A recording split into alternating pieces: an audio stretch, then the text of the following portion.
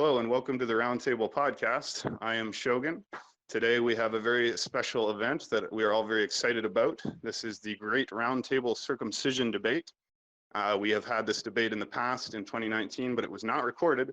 This is a new group of people and we're very excited about it. Before I start, we are the Roundtable Discord server. Please join the Roundtable Discord server either through the conspiracy or politics section of Discord or by Googling Roundtable Discord, you'll find us. Also follow us and join us on all social media. That would be Twitter, Instagram, Reddit, Facebook, Tumblr. Find us on monetization platforms like GoFundMe and Patreon. Also check out our website and forum community. But the heart of the party is the Roundtable Discord server. And when you join us here, you'll be able to find everything else very easily. Check out in particular the RT Recorded channel and the RT Media channel on the server for all past episodes. We've got about 30 of them now. Also check out our YouTube channel for all the podcasts. So today we have a very special group of guests. I want to thank my recorders, Sir Shattuck and NSA. I want to thank my old friend Tom, who is a very good old friend of mine. He is an intactivist and a dedicated anti-circumcision activist. So thank you, Tom, first of all, and thank you for bringing the Forefront group of intactivists. So Forefront is a group of anti-circumcision activists. I think we have 6 or 7 of them here today at least. So thank you, everybody. I'm really excited for this. So like I said, we're going to start with an interview format just to get some groundwork with the Forefront people and Tom. After that, it will be an open discussion / debate event where everyone can chime in and share your opinions. Quick reminder, this can be a heated topic, so let's make an extra effort to be friendly, be polite, follow the family vibe, be respectful, and give each other your turns and have a very gentlemanly conversation. Even when we disagree about something as important as circumcision, it doesn't mean we can't be friends and respectful, as I know you guys understand. So first of all, I'd just like to say, hello, Tom. How are you, sir? There, Tom. I'm doing fine, man. Good. I just want to thank you so much for organizing this and bringing the intactivists here. As always, this can be a recurring event. If there's a future time you guys want to talk, you can always use this platform. So, Tom, can you tell me, when did you get involved in the intactivist cause? I suppose it organically just accumulated over time. I realized that it was a problem. I really became motivated when I watched Eric Klopper's presentation at Harvard, Sex and Circumcision, where he went into detail, and it opened my eyes at exactly what kind of atrocities were being committed and the motivations behind it. That's been about, I guess, 2 years ago when I became active. I've always been an advocate for libertarian values and the Constitution and individual liberty. I did not realize that it would lead me to this path, but anyone that has libertarian values and values a constitutional democracy can't help but become an intactivist when they witness exactly what a circumcision is and the choices that are deprived of the individual when a circumcision is performed on a non-consensual person. Thank you, Tom. I think that's a great little intro, and we'll get into all these issues more. I'd now like to jump to Mr. Greg. I understand that you are the official spokesperson of the Forefront group of intactivists. Is that correct, Gregory? Yes, it's an honor to be here, by the way. We have a little group of, hodgepodge group of people that have come to this issue by a whole bunch of different pathways, but we're all united in purpose of ending circumcision and achieving justice for the victims. Okay, well, thank you so much for coming. As I said, circumcision is a major issue for myself personally. It's one of the handful of things I feel extremely strongly about. And it's also a common topic of discussion on the server. Now, the server has no particular slants or biases on any issue. It's an open round table. So nevertheless, I think for you gentlemen, this might be a place where you might make use of to as a platform for your message, potentially to reach other people. We're at about, climbing to 2,300 members, 2,300 members. So there's a lot of people here you could share your information with. I will remind everyone on the server, if you go down to topic specific channels, there is a circumcision channel. So anyone of you forefront people or anyone else who wants to post sources or anything, please post them there in the future. But for today, just a reminder that this special event has an accompanying text channel directly above it called Circumcision Podcast Text Channel. So keep an eye on that during the conversation. When other people are speaking, you can have a text conversation with the other people there. So this is really two events. It's a text event and a voice event, and all the sources and stuff can be posted there. So that being said, Mr. Gregory, can you just tell us a bit about Forefront? Who are you guys? When did you get started, and how's it going? Well, it's a community where sort of a think tank community where we talk about strategy and tactics in terms of disseminating the message that infant circumcision is unethical, a violation of human rights, and how to mobilize and regiment angry young people to start to make things happen on this issue. Intactivism's fairly old. I mean, it got underway in the early 70s, but we want to really start making some headway other than just attrition. We want to affect the culture at large. Forefront as a community started, when was it that Carter set it up? Early last year? January. Yeah, January of 2019. Yes, we just had And our it's, hearing. yeah, it's grown a bit since then, and hopefully it will continue to grow. Well, that's great. And so that being said, why don't you start, Gregory? We'll ask you one more question here. What are some of the reasons that you felt motivated enough to focus out of all the issues, climate change, whatever the case may be, prison reform, drug policy? Why did you make circumcision your quest? Well, there's a couple reasons. I guess one of the most glaring ones is that regardless of what the issue is, be it climate change, be it foreign policy, a lot of people agree that there are problems in those areas, and there's a lot of active interest in solving them. People may not agree on exactly how to do it, but there's some level of discourse and some level of consensus on what's wrong and what might be done about it. When it comes to infant genital mutilation, this issue is not talked about hardly at all. I've said that it's probably the most taboo topic in North America. I mean, certainly more so than abortion. You could go probably years at a time and never hear the topic brought up in public. Combined, there's that aspect of it, combined with the severity of it, right? They're dismembering babies' genitals, right? They're not stealing your wallet, right? They're not mugging you and stealing your wallet. They're not jacking your car. They're not burning your house to the ground. These are material possessions. They can be easily replaced.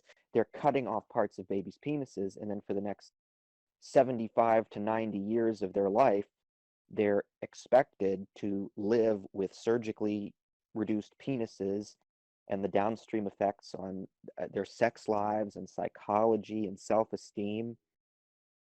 And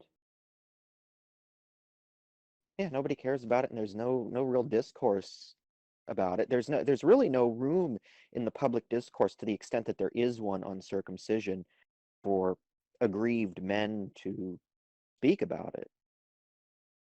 And those are some of the reasons I fight. Thank you. So we are going to allow, this isn't just an anti-circumcision event, it's a circumcision discussion and debate. So anyone who is pro-circumcision or wants to, support it, don't feel unwelcome to do so, right? You're more than welcome to make your case. I was hoping some of our Muslim friends and Jewish friends from the server that I've talked to in the past might show up. Perhaps they will. regardless, currently circumcision is legal. And for the most part, if you were to tell someone that your child is circumcised, nobody would really look at you askance or think anything wrong of that. So as of now, society as a whole accepts circumcision, not just in America, but sort of around the world, as okay. You know, it's not considered a particularly scandalous thing to have your child circumcised. So for that reason, those of us who are saying that this is wrong and that circumcision should perhaps be outlawed or should be stopped, we're kind of the ones making the claim here. We're the ones trying to change the direction of things.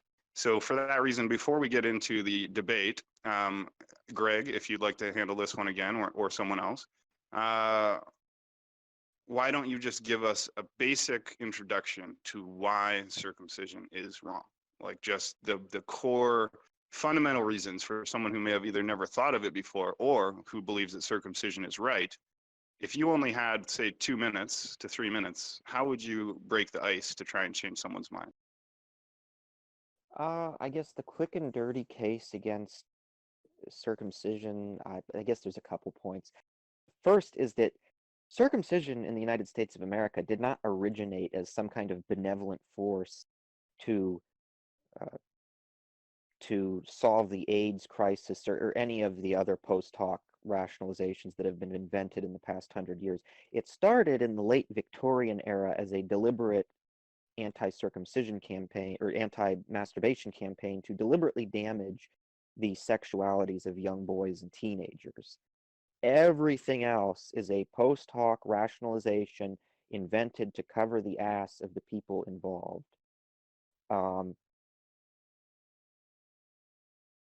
And I mean, this shouldn't be a surprise. Going back through history, I mean, circumcision has no history in the Western world. Europeans never did this.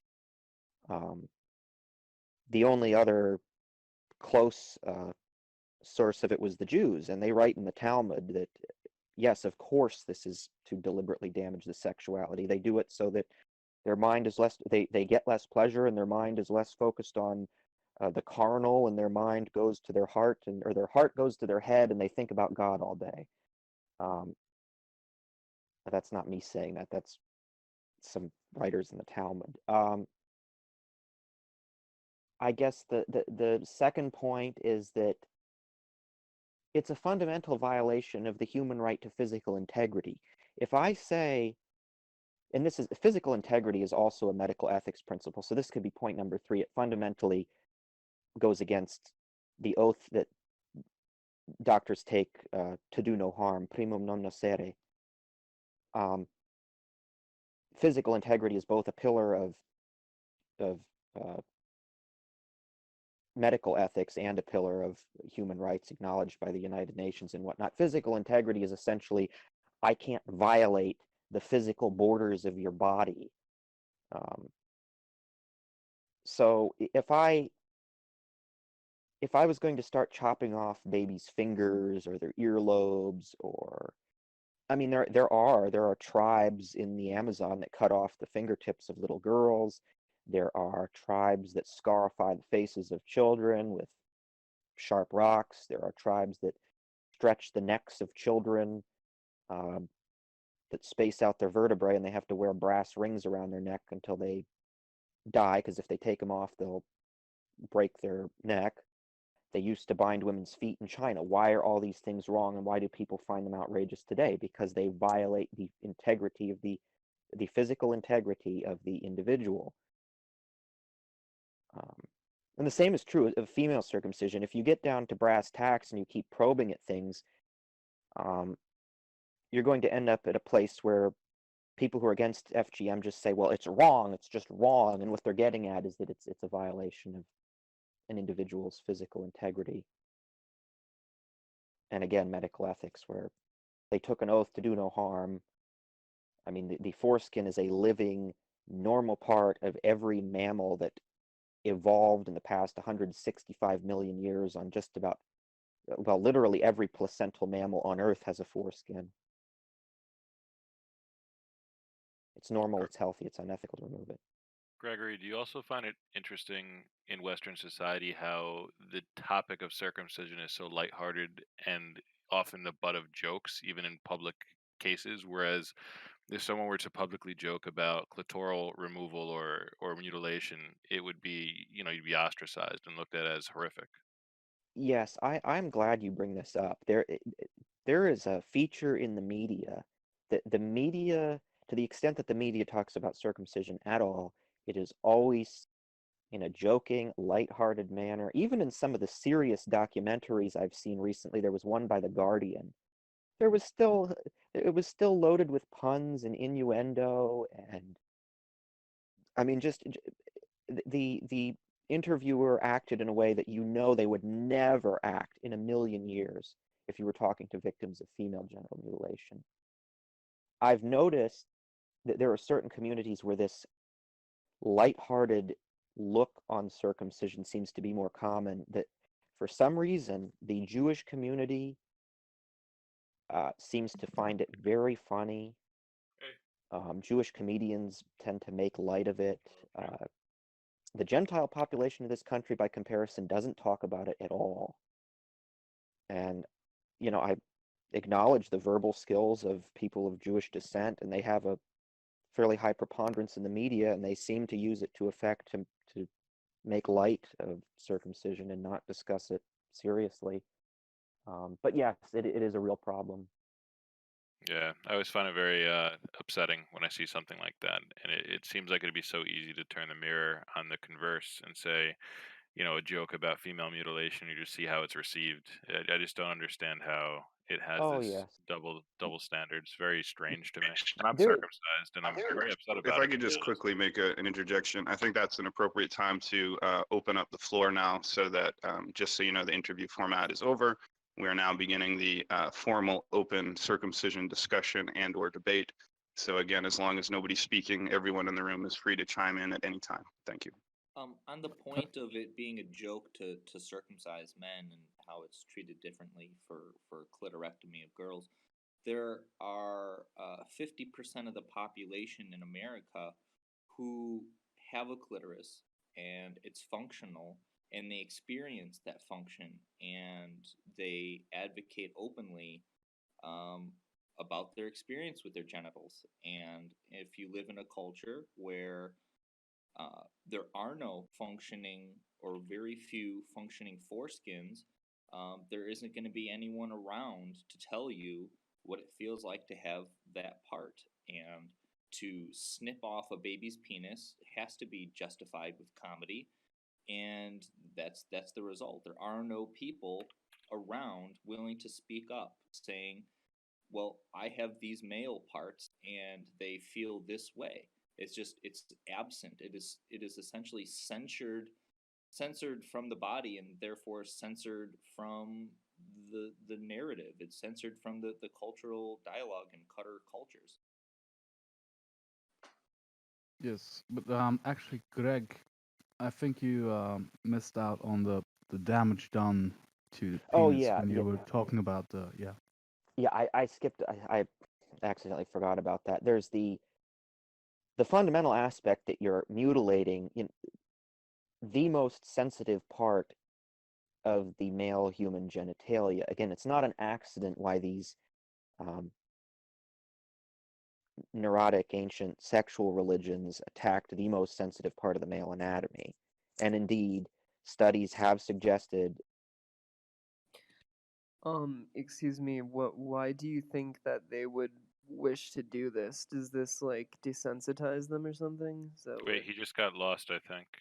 I can answer. While Greg returns, I can answer. So, if you have a culture that devalues carnal enjoyment and pleasures of the flesh explicitly, and your understanding is that your purpose as a human being in total is to worship God and to be godly and not to value your human experience, but to limit the carnal, to limit these pleasures, that would lead you to believe that cutting off the pleasure center of your body is a extremely devout and righteous thing to do. The most extreme form of religious devotion is to permanently remove your ability to masturbate normally, because a godly person would not need such a.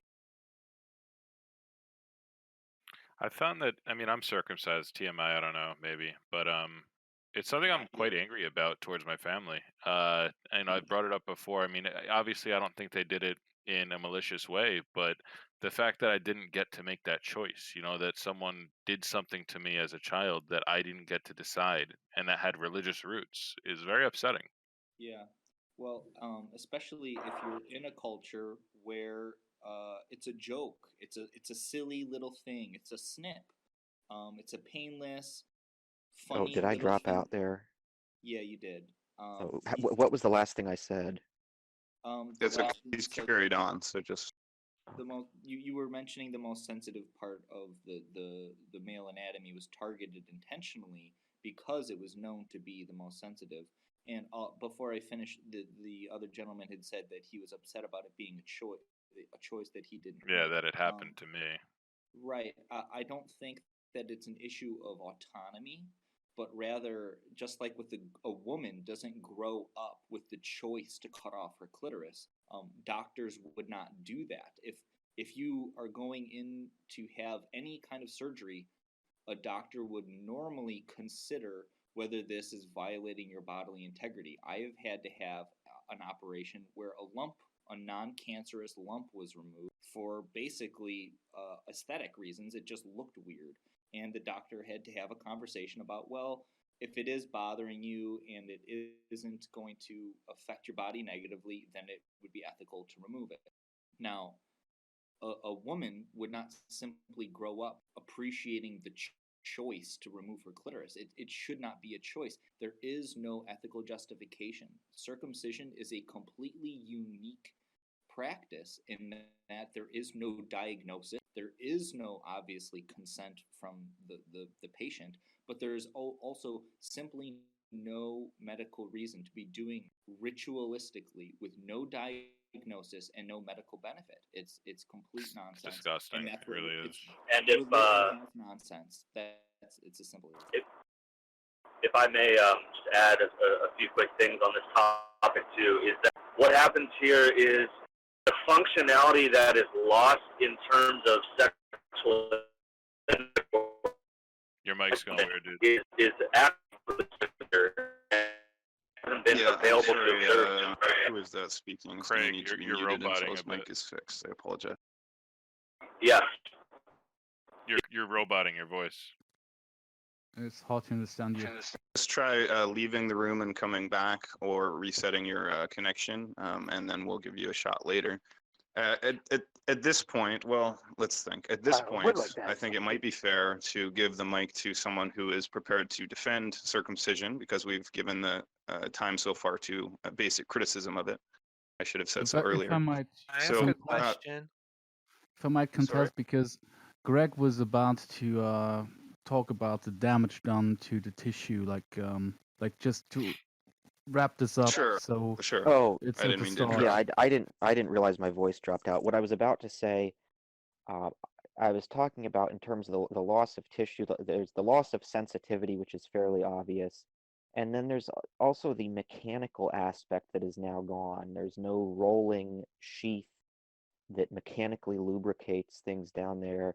So things like pleasuring oneself or foreplay become, I don't know, very truncated, abbreviated. I don't really know what goes on. And then you look at American media depictions of sexual culture here, and it's like, why are the women always unsatisfied and dry, and the men are depicted as being impotent and unwilling to engage in foreplay? I can't help but think that the fact that all the men are mutilated has something to do with that. I agree. So I'll provide some defense to it in what is out there right now. So the World Health Organization currently states that it's a reduction of HIV transmission by up to 10% in communities that are circumcised. And the reasons they support for this, the mechanism of action, is that the Langerhans cells in the foreskin is the port of entry for the HIV virus. And as a result, it does have a reduction in healthcare costs for these countries. Now, this is mostly in Africa that they run this in, so this isn't anywhere in the United States or anything like that. But this is a World Health Organization study. You can debate whether or not these studies are funded and rational, but these are what's out there. So can I Okay, respond so to that real quick? Langerhans cells are the dendritic antigen presenting immune cells. It's how the immune system accesses the surface of mucous membranes. This is part of the immune system. It exists in the female genital mucosa. It exists in your mouth, in your eyes, in your GI tract.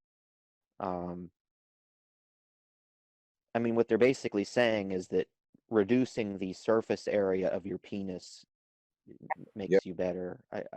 And on top of this, this whole thing can be put to bed effectively with Kanki et al. And Stallings et al. There were two studies, multiple independent studies in Africa that showed that mild forms of female circumcision reduced HIV transmission by 50%. Does that make it okay? So No. before we go any further, I did want to give the mic to Normal Guy, because Normal Guy said he was prepared to defend circumcision, not just sort of, and thank you for the statistics, NSA, but from a personal point of view. So if that's all right, let's give him a chance now. Are you there, Normal? Prepared being very loosely prepared. So if you just tell us your thoughts, are you circumcised yourself if you're comfortable talking about that? Totally don't have to. And then also, what are your feelings about it and why? I'm Not circumcised. just your own circumcision, but the issue in general, sorry. Yes, I'm circumcised myself. No, I did not circumcise myself. I didn't mean to say that. No, I was circumcised at a young age. Not too long after being born, my parents took me to the pediatrician. As you know, you can't give babies numbing agents. They don't respond to it. I don't know what they gave me as a child. I've heard cocaine or something similar. Probably nothing. But I was told by my mother that I didn't cry for but an hour and a half. It was done to me because it was done to my father and his father, and so far back as we know, it's just something to make me more like my dad, and I'm grateful for it. And I love my dad, and I just want to be like him, look like him, and be a smart man and a good man. It's just from a personal family point of view. I don't think it should be done by Jews or rabbis or with a mouth. I don't think it should be done outside of a sterile environment. And I think the doctors and people should talk you out of it. And if it becomes illegal by the state, then so be it. Not a major loss to me. But Normal Guy, following that logic, if your father was paralyzed, would you also want to be paralyzed to be like your father? No. And no. how often are you looking and comparing penises? Not since I was 6. Well, I know My my dad had father the is biggest dick I'd obese, ever seen. balding, and diabetic. I don't really want to look like. I hope if I get cancer, I take it as well as my dad. So before we get into responses, I wanted to give Normal Guy his full time to sort of say whatever he wanted to say. Was there anything else you wanted to say to explain your position on circumcision, Normal Guy, before we go to responses? I don't agree with it for religious purposes. I don't know if it does anything about preventing diseases outside of what you all have said. I know it doesn't make it any easier or harder to clean. I still have just as much pleasure as anyone else. Obviously, last night I complained about being a 2-second Tommy with my girlfriend in bed. Yeah, that's pretty much it. I have no problems masturbating just with my hand and my dick. I'm not, yeah. You don't need any kind of lubricant? That is correct. I'm able to just stroke my hand up and down my shaft and reach climax. If I may, Could I ask a question? There's a logical problem here where he said that he has exactly the right amount of pleasure. He can't know. I mean, that's sort of the point. He can't know what he The was supposed to colorblind feel. analogy. Right. I have a question. May I interject? I am also circumcised, and I'm curious about that because let's just say a girl did something, and it's like how can you not do it without lubricant? It like gives you rug burn. I don't understand that. Well, if I may just add, because this is what I was trying to comment, and this is exactly that. Is that what nowadays we have pornography available, and I have set out and studied it, and I believe what you said, sir. While I respect that viewpoint, I believe it's patently false because the pleasure aspect to the woman and reciprocated back to the man with an intact penis due to Gregor who was talking about, due to the naturality and the ability to engage in just a higher degree of pleasure. I think circumcision effectively hinders that, not to the point of complete pain, but it does in fact increase levels of pain where there would just be more pleasure, objectively speaking. I mean, Well, I have if I something could step that in from a kind of a neutral point of view, I'm neither in favor or against circumcision. I myself am a circumcised man. I grew up as a Catholic, no longer so, but my kind of point of view is I don't think it can be kind of debated that if you have more nerve endings in an area, it's going to be more sensitive, and that does lead to more pleasure. So obviously, if you are circumcised, there is less pleasure you can have factually based because of nerve endings. But at the same time, through my life, through my kind of experiences, I've never really needed to use lube at all in my own experiences. Not to get too graphical, of course. Okay. And the other part I wanted to mention was that I've had several conversations with people, with women in America, that kind of find it almost out of the norm and very much kind of disturbing to see, and almost a preference for circumcised mates. So I don't know if having generations of being circumcised is attributed to that, but it's kind of gotten to a point where there could be an argument made that women prefer circumcised penises in America. Well, you well, could most say of them that. don't But even It's know it's that the cultural. skin pulls back. yeah, but here's the thing, And though, to right? With that type of argument structure, right? For example, I have a very hairy chest. I'm Italian. My girlfriend, before we started dating, wasn't into hairy chests. It wasn't something that she liked. Since we've started dating, I mean, we've been together 6 years. Now she says that she wouldn't want to be with a guy without a hairy chest. Like, it's something that she finds very manly and attractive to her. So just in the same way, I think that we have our societal ideal of what we are supposed to like, or what society says is okay in terms of, for example, the circumcision. But I don't think that a woman would be so turned off by this thing that she wouldn't stay with a person that she in other ways found attractive or interesting. And now for me, for example, I don't need lubrication with my girlfriend when we have sex. When I masturbate, I do. But for me, the shame is I can't go many times with my girlfriend. Like, I can go maybe once because it takes a long time for me to finish, right? You're talking 20 minutes usually, at least, if not longer, to 30, 40 minutes while we have like one session. And I can't go again because by then it's kind of overly sensitive and kind of painful. It's like, whereas if I weren't circumcised, maybe that wouldn't be the case. And I kind of resent that. Well, something on the sensitivity I'd like to add. Can you name one other part of the body where if you cut something off, you still have the same amount of sensitivity? The foot, Any? getting rid of the pinky toe. So you'll still be able to feel 100% Can I the ask same. a question? Sure. Is there like a reason why circumcision is done to like babies and not like adults? It is done to Yeah, Because because adults if wouldn't you agree tried to if you it. tried to do it in adult, they'd tear your head off. Well, actually, it's often done to young adults in Judaism. There is Well, in Not in Islam, In other not cultures as well. The age No, in ranges from Judaism. infancy, childhood, and sometimes adulthood. Most common in infants, but Yeah, I there's mean, a It's also peculiar the fact that babies cannot fight back, and their arms and legs are actually physically strapped down. They're not allowed to fight back, or There's a can't. peculiar case when it comes to that question, because I think in Judaism it's usually on the 8th day after birth, but in Turkey, where they do the Muslim circumcision, it's somewhere around the beginning of puberty, like 12, 14. 7, not And quite that late. It's between about 7 to 12. Yeah, the So African still countries that still do it. fairly young, and they still fairly actually, the capable of being peculiar hunted down thing, and held down. the peculiar thing in Turkey is they are now forces from the Muslim community who want to start using the Jewish ritual where you do it to a baby, because a lot of the fathers because they were old enough to remember, don't want this done to their son. So they figure we should start doing it to babies because then they won't remember, so they then cannot refuse to do it to their sons because they don't remember how painful it was. Yeah, can That's I, a big if I, thing. Like some of the African countries see America Ask as a just follow-up totally question. crazy and barbaric because we do it to infants. When they do it to younger kids, they do it because it I has a think there's like a meaning. pedophilic aspect to this. I mean, Just yeah, reminder, people guys, one stripping, person at a time on the mic, so you should never be hearing anyone interject, comment, question, clarify anything when someone else is still speaking, please.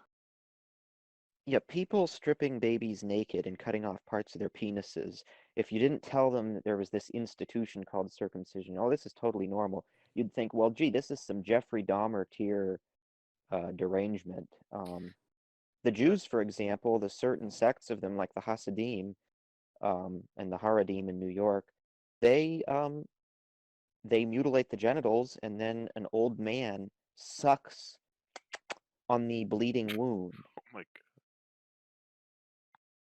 Yeah. Yes, it's called Mastitza mastitza bepet. bepet, oral suction, and Can I? it's legal, and if Is you that get really in their true? way, you're a bigot. Yes, in Yeah, look it Hebrew up, it mastitza translates bepet. to blowjob in the mouth.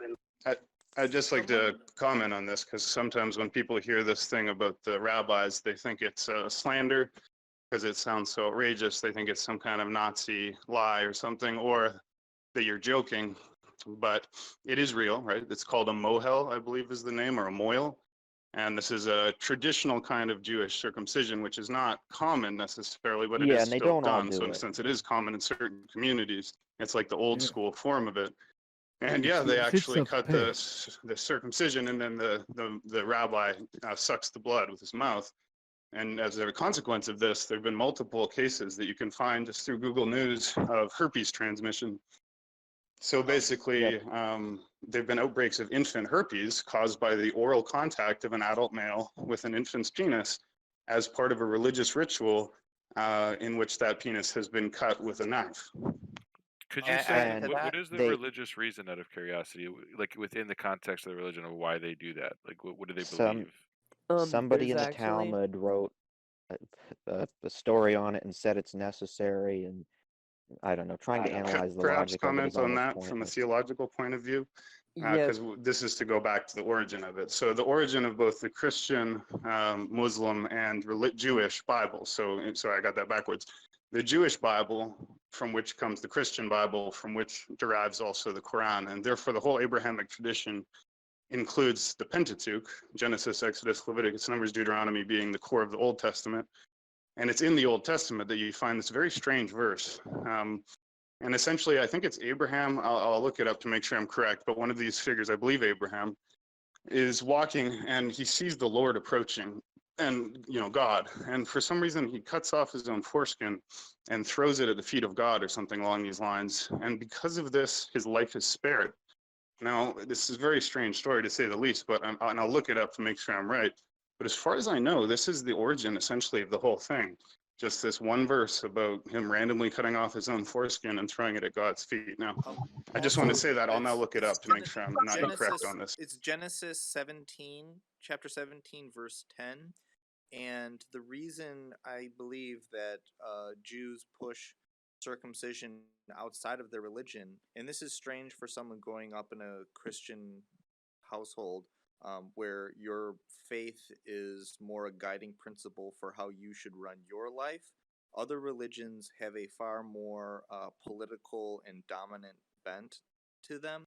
And the verse in the Bible about circumcision, God tells Abraham to circumcise himself, his descendants, and their slaves. So if you come from a religious context that teaches you that your followers are the true human beings and that your followers have a soul and the non-believers are heretics and they do not have a full soul and they are not fully human, they should be subjugated to your beliefs as well, even though they are not truly followers of it. But or about how can you expect a sense organ to function to the same degree if you cut off part of it. With sexual sensitivity and erogenous corpuscles, it is not simply an issue of how much of the same nerve you have, but circumcision removes the most fine touch. It is not simply less of the same, but rather 100% of the most fine touch nerve endings are removed. So it is not just what a circumcised man experience is not a lower degree of what he would have, but there is a whole other level, a whole other different sensual experience that circumcised men have zero of. It's not just less of the same. And to capitalize Correct. on that, it's also a manner. Thank you. I'm really sorry to interrupt, guys. It's just an important thing. We want to get right back to that, but I just want to clarify because I made an important mistake there. So the verse I was thinking of was in Exodus, and it says, "And it came to pass by the way in the inn that the Lord met him and sought to kill him. Then Zipporah took a sharp stone and cut off the foreskin of her son and cast it at his feet and said, Yes. Surely a bloody husband art thou to me. So he let him go. Then she said, A bloody husband thou art, because of the circumcision." Very strange verse, no idea what it means.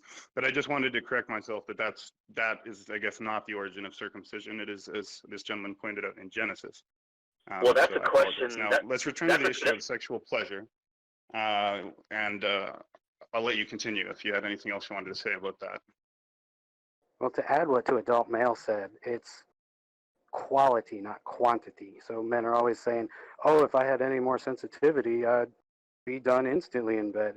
It's like he said, it's a totally unknown thing to men that have been cut. The quality of it, not you have more. Yeah, and what Yeah, and what we- the we last have- gentleman what the last gentleman said was very. I just want to quickly say what the last gentleman said as well about it's more of a 0 or 1 type of thing. It's like a binary. Do you have natural sexual function or do you not? You know, and in that sense, it's like, you know, a vehicle, a car. You can have a really nice car, but if your steering wheel is gone, then obviously your experience of driving is going to be completely altered. So it's more of that type of physiology. And the Or religious if the, thing, if the accelerator, or if you if will, the accelerator is a binary function, 1 or 0, I've heard it compared more closely to that. It's a threshold. Most biological mechanisms, especially complicated ones involving mental experience, are a threshold. Either the neuron has enough charge to fire, so to speak, or it doesn't. And what men are circumcised men, and we can go back to the actual religious aspect of it because there's religious writings that specifically say this of part of why they circumcise.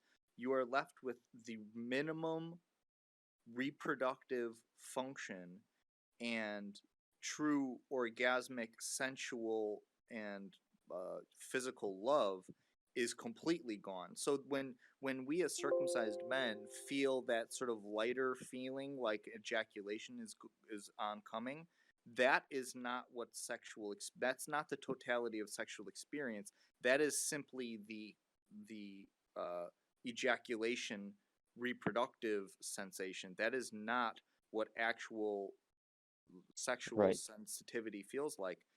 There's and a also, there's a ticklish sensation that far precedes it. There's a guy in our server, Nikos, who was actually cut as an adult. He would be a very good resource to have on right.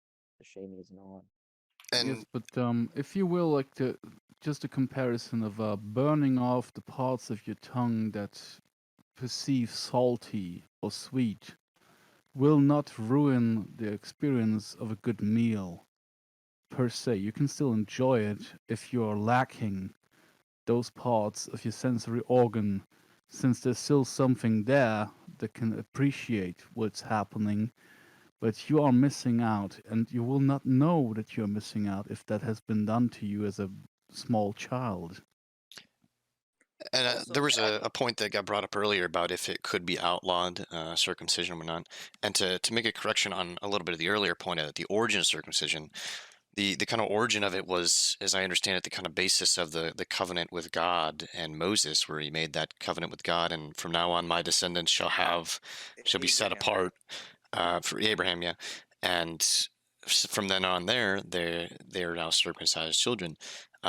Would that not then be a fundamental breach of someone's religious rights to then circumcise their child or whatnot? I understand it's circumcising a child that isn't of age, hasn't chosen that religion per se yet, but growing up in that culture, is that something that would not be breaching fundamental rights? Certainly not One anymore. person at a time.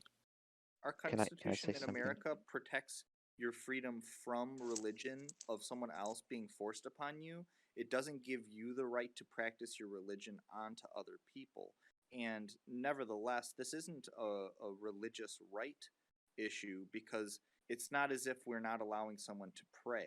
We are saying that you are doing something that is abysmal regardless of your religious rights. So I would advocate for at least a ban from medical doctors from practicing this, and allowing a religious exception if someone is crazy enough to understand this is harmful and not medical, and you want to do it to your child anyway. In terms of advancing a ban, first would have to go the medical practice of. Can Can I? Well, there's maybe take a second to just establish, like, because we've been discussing this from a lot of different angles, and this is all really great, but I feel like at this point it's good to coalesce things, right? So if you guys will permit me, I just want to do that really quick from the way I see it. So basically, the problem is people say, well, I'm circumcised and there's nothing wrong with me, or I'm circumcised and I don't remember, so it doesn't matter. I'm circumcised and I'm happy I'm circumcised. It's my tradition, or, you know, I like that I don't last as long, or I like the way it looks, and all these different things. And then on the other side, you can say the opposite, which we've heard. Now, these are personal preference things, they're anecdote things, and they're impossible to really take too much stock in, because the circumcised person can't experience what it's like to be uncircumcised, and vice versa. So I am uncircumcised. I'm very glad I'm uncircumcised. The thought of not having my foreskin would really depress and disturb me. It's obvious to me that it serves function. It's obvious to me it preserves the sensitivity and color and health of my penis. It serves function in sex and masturbation. I prefer the way it looks, et cetera, et cetera. And I have all these moral reasons as well. But that's what I want to talk about, is the moral reasons, because the moral reasons transcend everything, really. They transcend preference, right? Because morality is not just a preference. Good and evil are not just a preference. So I would argue that circumcision is evil, right? Unless it's for medically necessary reasons, or unless it's done by people who are old enough to understand and consent to what's being done to them. So the clear reasons why something is evil are pretty simple. So if I have sex with my wife or girlfriend, this is not evil. If I rape my wife or girlfriend, this is evil. Well, in both cases, sex occurred. So the difference, consent. Consent is why rape is evil and sex is not. But when you circumcise a baby, the baby does not consent. So therefore, on that moral framework of consent, you have to say that circumcision is evil because it violates consent. The second reason is it is evil to cause unnecessary pain, suffering, and injury to another living thing. So if I take a puppy or a kitten, a dog or a cat or a dog, and I cut any part of its body off, causing it to bleed, scream, cry, etc., this would be evil because I'm inflicting unnecessary pain and bodily harm. When you circumcise a baby, you're inflicting unnecessary pain and bodily harm. The baby is bleeding, the baby is screaming, the baby is crying, cortisone is dumping in its system, its brain is firing. So you are causing unnecessary pain and harm. So on this moral category, circumcision is evil. It is both unconsensual and it's causing unnecessary pain and harm. It is also evil to inflict pain and harm on those that are weak, helpless, defenseless, and young. If I kill an adult cow for its meat, this is not that evil. If cow and I slaughter it, this is considered more evil. And if you kill a child and murder it, it is considered more evil than killing an adult. But we do this unnecessary harm and non-consensual pain to the youngest and the most vulnerable who cannot fight back. So this is evil on a third moral dimension. And on a fourth moral dimension, circumcision causes death. Every year people die because of botched circumcisions. Circumcisions are surgery, and all surgery has a risk of complication. When a complication such as an infection or a surgical accident occurs, baby can be mutilated, they can permanently lose their penis or balls, and in other cases, they can die. So every year babies die, and because they're dying unnecessarily, this is therefore murder. Because it was done intentionally, it was unnecessary, there was no consent. So every baby who dies in circumcision was murdered. Therefore, circumcision is a practice that is non-consensual, causes pain, suffering, causes death, and targets the innocent and weak who cannot consent or defend themselves. And for all of these reasons, we just have to say that circumcision is evil, and it must be outlawed and banned universally. I Yeah, actually, indulge. May that you actually indulge reminds my me. strong. Question, if I may. Sure. Why be banned universally? I just gave all the reasons. Now, when I I say mean, banned female. universally, obviously I'm referring specifically to non-medically necessary, non-consensual circumcisions. So it needs to be against the law to circumcise anyone without their consent unless there's a medical necessity.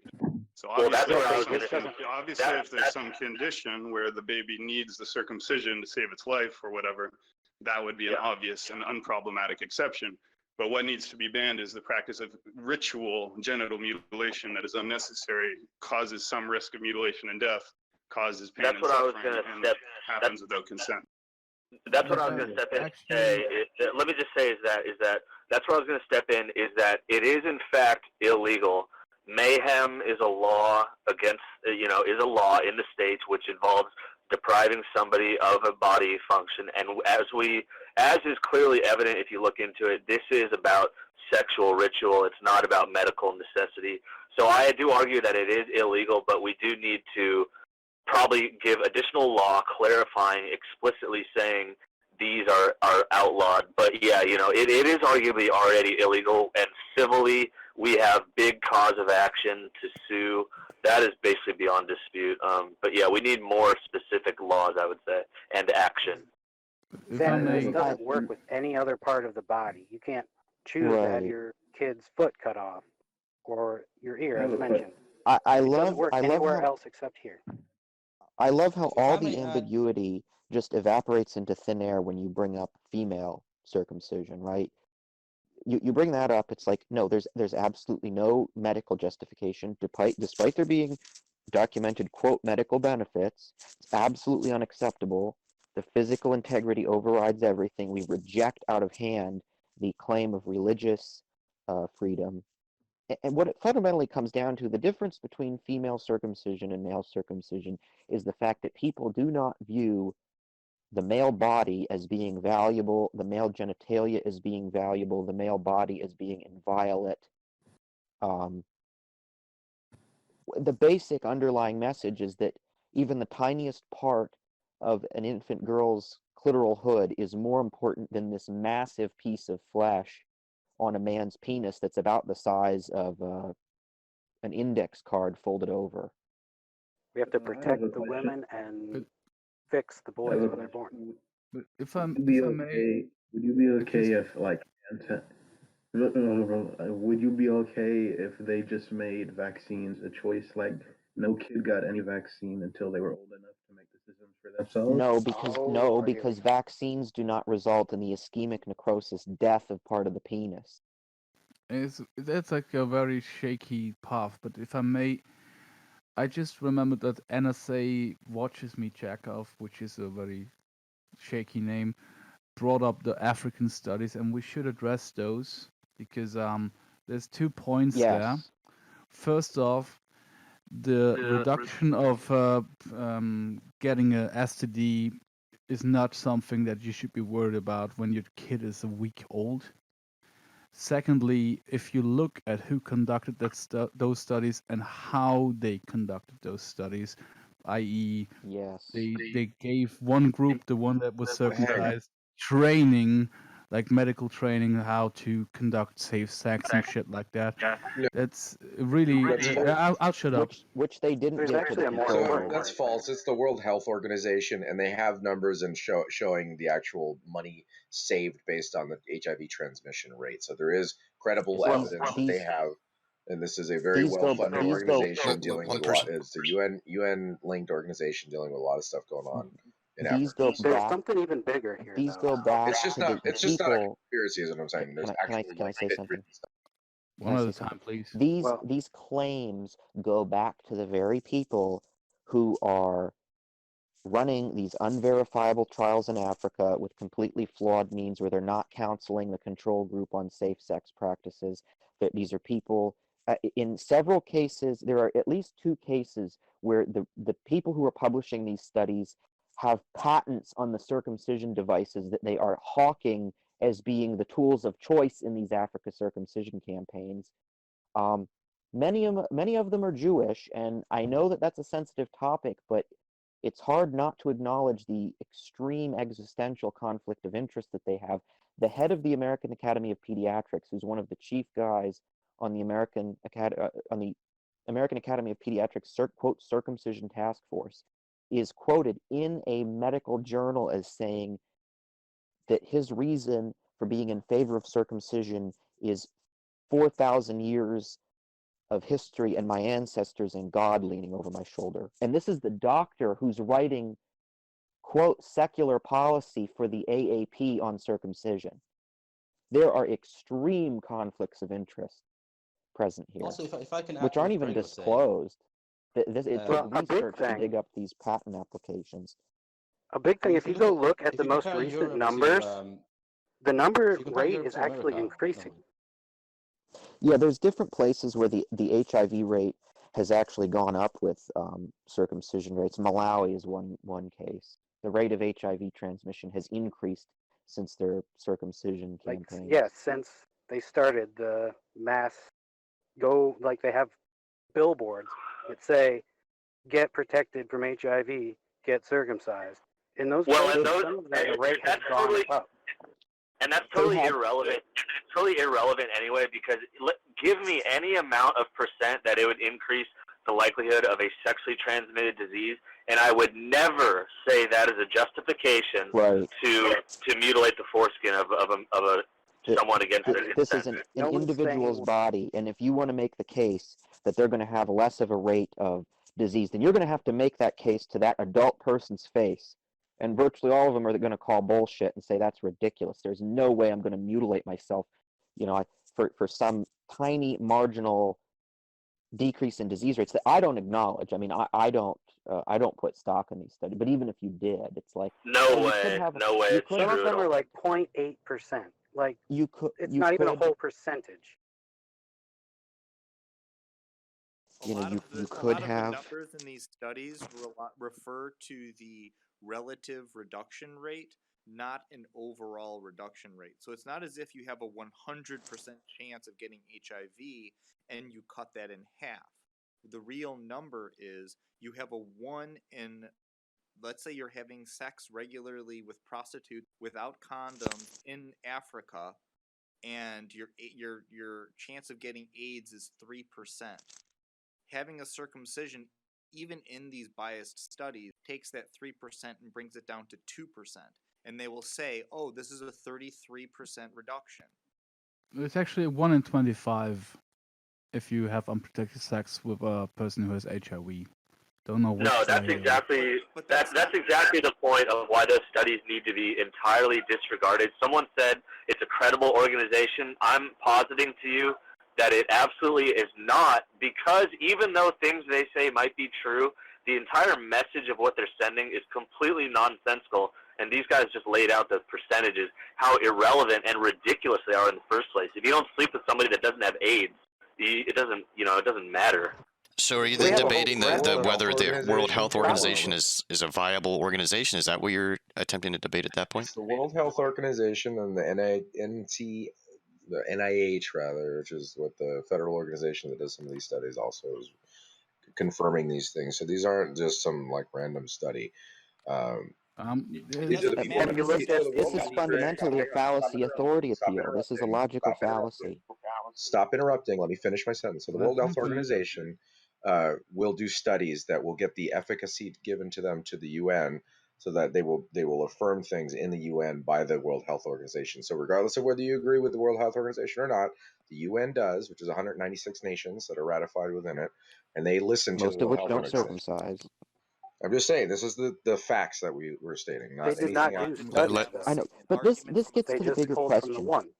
If you okay, what we're alleging is basically that there is that a large institution, namely American society, medical institutions, and medical orgs are engaged in, I mean, I guess you can call it a conspiracy, but it's not a theory. I mean, these people openly communicate with each other to maintain the permissibility of what is fundamentally a human rights violation. So when you have this and you're making authority appeals to the organizations, it's essentially a circular argument. Well, it's good because the WHO approves of it, and the WHO approves of it because it's good. This is circular logic. No, How these would are you just facts. argue? I'm not taking You're anybody's I side. know, I agree with the but circumcision stuff. But the point I'm is, this is very what the sorry. world You're health. This is what the interrupting. world Guys, stage is guys, looking at. one person talking Guys, at a just time, a please. reminder, we've been having a really good podcast so far because everybody followed the roundtable rules. What are the roundtable rules? Don't overtalk, don't interrupt. Whoever speaks first on the mic has the mic. Do not speak until Nigger. there's no speaking happening, otherwise we'd be interrupting. As long as we do that, we can have as many people as we want in the room. We can all have a great conversation. So just save your comments, questions, and clarifications for when the person finishes their last complete sentence, please and thank you. Fuck all Muslims, Jews, and mutilators. Thank you. But sorry, sorry. Greg had made a point that the rate of STD transmission for women is decreased by the same amount. Would you, in your understanding of what the clitoris is, be okay with removing a woman's clitoris if she had a 5% chance reduction of getting a STD? I'm sorry, I have to interject. Like, I just did the math. Like, it's 0.04 to get AIDS if you have unprotected sex with someone who has AIDS, So according it's not to the WHO. So, just to add that stat to the logic here. Yeah, so But the that still WHO doesn't stuff, the explain. facts they're pointing out, it's not just the percentage of HIV transmission reduction, it's the cost in overall healthcare that they're applying because of the percentage reduction of HIV. So that's what But how does that number is what they're Can how I does that say? explain the difference between But what did I STD just say? rate You in guys are still America trying and to Europe? speak up before he speaks. So I'm not, the moderators in the room, of whom there are many, mute anybody who is over talking anybody else. This should not be necessary. Just wait your turn. NSA, you didn't answer the question. So whether it is a reduction in saving money and reduction in cost overall for your medical system, or you're reducing your chance of getting any STD by a few percent or 20% or 50%, would you be okay, let me finish, would you be okay with removing all girls' clitorises because there is a savings in health care or a percentage reduction in getting an STD? Would you be okay with ritualistically removing all girls' clitorises in America for those savings? No, see, that's what you don't understand when I'm bringing these facts out. I don't agree with it, but it's what the numbers show. So I'm telling you what the world stage is looking at, not what my opinion is. Does that make sense? Yeah, I mean, I'm aware of the numbers, but I'm asking you what your conclusion is as a logical person. Would that justify ablating or performing clitorectomies because a faulty study performed by people who sell the devices who do these removals are telling you, oh, our device will help you save healthcare money and will reduce your chance of getting an STD by a fraction of a percent? Is it okay to perform ritualistic clitorectomies on 100% of your females? So these statistics are for male circumcision, so I don't know about the female, but I don't agree with any. I don't agree with really either of them. If you're applying the same facts, because there are studies that show that you can reduce smegma, you can make a girl's vagina look prettier, that you can reduce Lower your chance of UTI? getting STDs. All of these claims are made in favor of clitorectomy in Middle Eastern countries. Would you apply the same logic if the same healthcare costs and the same reduction of STD transmission? I'm granting the claim for the sake of argument that removing a clitoris, if you removed a clitoris and you could 100% reduce your chance of getting HIV, would you be okay with allowing the WHO to sell female circumcision devices given the same set of facts that you presented for men? So for literally the third time, I don't agree with female circumcision nor male circumcision. I think the whole concept of these things are silly. However, this is what the globe, the planet, the sphere we live on, is Mhm. discussing with the United Nations, with 195 nations. So this is the argument that the powers that be are discussing and analyzing. It has nothing to do with my personal viewpoint. Do you understand this? Okay, so what Can I'm I address saying your is, So I just want to do you remind then everybody as well, agree this is that an the open discussion. WHO There's is about immoral? 25, 30 people in here. So as a rule, it should not go one person back, one person back, one person back. Once you've spoken once, try and give up the mic for the next 2 or 3 turns, please. If I Could I may, say something? yeah, May I address go the on. point? So there's two things I wanted to say. First of all, this talk about marginal cost and healthcare costs and women's pleasure, whether they like a circumcision. Like a lot of the different arguments here, I don't know if you notice here, but they reduce men's bodies down to objects, often sex objects or budget line items, and I find that kind of offensive. I mean, I'm sure women would find it offensive if the reverse was true. But then back to this issue of the World Health Organization, we're living in a situation where the learned elders, the institutions themselves, are advocating a human rights violation. This is akin to the medical industry lobotomizing people back in the 50s, forced Hysterectomies. hysterectomies, electroshock torture of homosexuals. So we are in a paradigm where the learned elders are promoting the human rights violation. So what, yes, essentially we're saying, no, you have to set that aside. This is not, their authority appeal here does not count. They are advocating a fundamental human rights violation. And I acknowledge that's a hard thing for people to break. I mean, people believe authority figures. It's one of the reasons I think the whole medical involvement in this is so evil. The medical field is probably the closest thing that a secular society has to a god, right? They can prolong life. They can create life.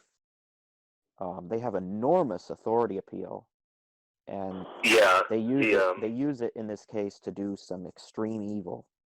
I think Don't one of forget the the basis the is for this reason conversation. the reason that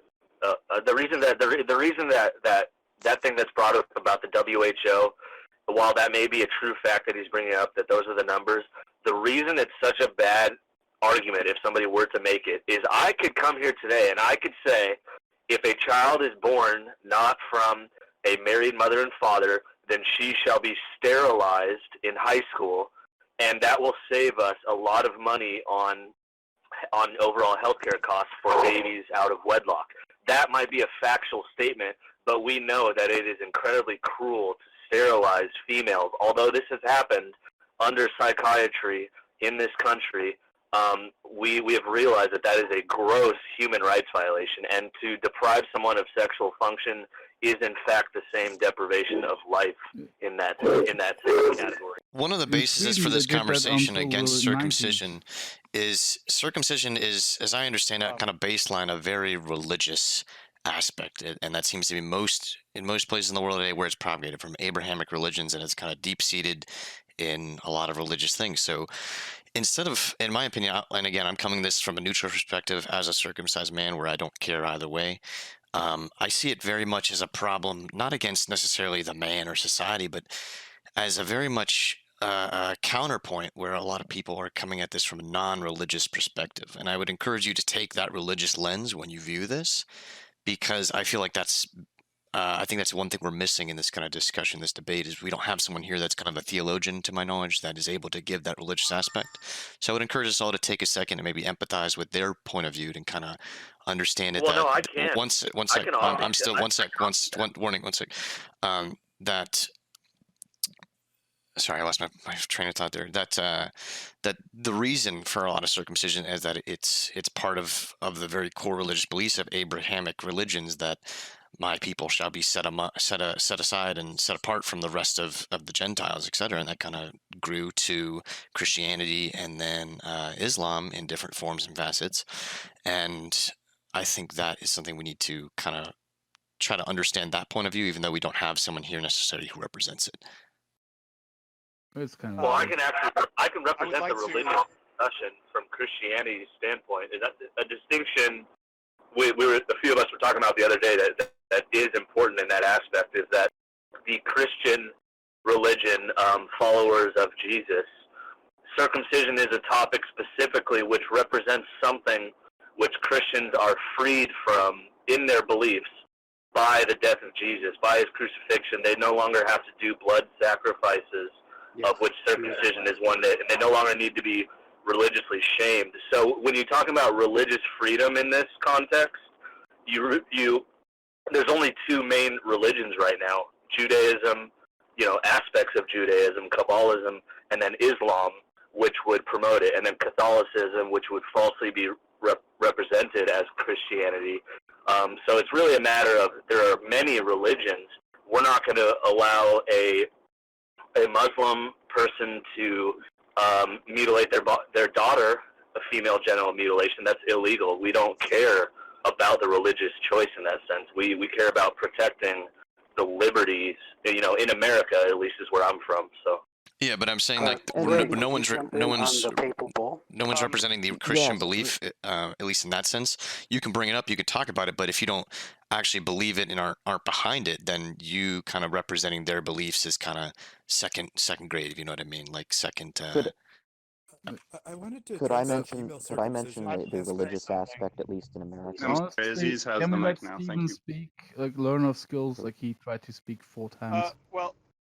I just wanted to mention, back to that medical organization topic, before we moved on to this, that there are several medical organizations, including the Royal Dutch Medical Association, the German Academy for Pediatrics and Adolescent Medicine, and the Swedish Medical Association, that say there are no known medical benefits with circumcision. So I just want to put that out there, because I don't want to give the false impression that there's a medical consensus that circumcision is a good thing, because there's not. And many of those organizations say that, like, the results of studies like that HIV study are just, they're not strong enough to be persuasive.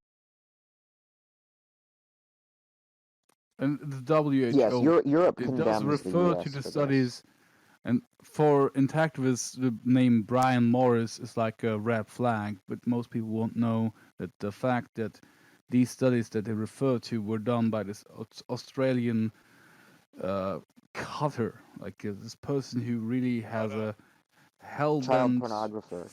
Yeah, that too. Like He they actually has treat those circumcision studies. on his website. They treat This is a those guy. Reminder not to studies. speak when other people are speaking, please. I'm sorry. Just sorry.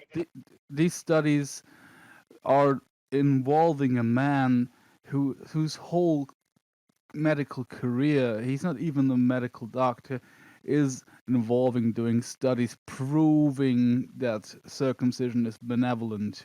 And I don't know why the WHO is using studies that he's involved in, because any sane scientist would say this dude is a red flag. I don't know why they're doing it, but they're doing it, and I'm sorry, it discredits their studies. Well, you're probably right. There is probably a conspiracy behind it. Like there is probably an effort to have the people that are in charge of these organizations be doing these things. However, to call the WHO an absurd organization is kind of absurd. Take a look at their funding and do a little analysis on them if you'd like. We in the United States heavily fund the WHO. That doesn't mean they're. Yeah, that doesn't mean they're morally sound. Like this whole discussion has been from a point of, let's not assume that people commit evil. Now, if you look at it from a different lens of that, this man's sexual life and that of his wife is forever altered, forever his privacy is invaded for a religious sacrifice, then it's not asserting this like non-guilt thing on the people behind why this infiltrated American society. If you want to debate the legitimacy of the World Health Organization, I think that's a debate we would happily take on, perhaps at another time whenever we can get into that. But I think as kind of a non-secular point, like the World Health Organization is regarded by a lot of nations. I mean, it's kind of funded by several nations throughout the world and respected by the UN, etc. So the authority of the UN, obviously, that's a fallacy, but I don't think it can be put into question unless there is something substantial that you can bring Okay, to the well, table on that's it. what that's what we're alleging. We are alleging that there is an institutional level of, I don't even know what you call it. In some cases, malfeasance, ignorance. In any event, the net effect is that they are perpetrating human rights violations. But again, I mean, Greg, if we're, since you have if we're the floor talking, there, to you my wanna? previous and if we're point, talking about, we're not looking at this at all from a religious perspective. It's only the non-secular perspective, which is what I was trying to encourage earlier to look at from. No. One sec. Let me. Stop Yeah, interrupting yeah. me. I'm This is sorry. second time interrupting. That we're not looking at it all from a religious perspective, from a person that is fully okay, believing in their beliefs and religious beliefs. We're not looking at it at all from that. We're just saying this is a violation, and that's the end of it. Period. Without looking at it, one sec, without looking at it from their perspective at all. We're just saying this is a human right violation, and that's the end of it, without even taking in that point of view. I Could I just wanted comment to on that? finish that point, so that's out of the way. You know, like yeah, now we can address that. Yeah, Okay, you're talking about Let me, Gregory. Let me just add one thing. It is a complete fallacy to think that our government is not religious. Go look at any of your government building. There are statues of angels. Every anthem is saying honor God. It would be a complete mistake to think that these organizations, like the World Health Organization, which are directly related with the Pope, with Israel, with America, these are all religious in the foundation. It's not secular at all. That's not what I'm referring to. I'm referring to our discussion here. But don't you think that factual claims that this is torture and a barbaric, harmful practice, that nullifies some priest's opinion that he likes it anyway? That is absolutely how moral decisions are made. That if you prove that this is a form of torture, that someone's religion would never justify it, regardless of how devout their beliefs might be. You can Yeah, fully dude, big nigger, big please, fucking nigger, dude. can you please? He's muted. There we go. Banned, That you mean, right? absolutely is how moral assessments are made. So if my belief is I'm allowed to steal from someone else because they are not a member of my religion and I'm the chosen people and I can treat the kafir however I wish, that is my religious purview. Well, American secular law says no, you don't get to break the law because of your religious view. can I say something in terms of this religious angle?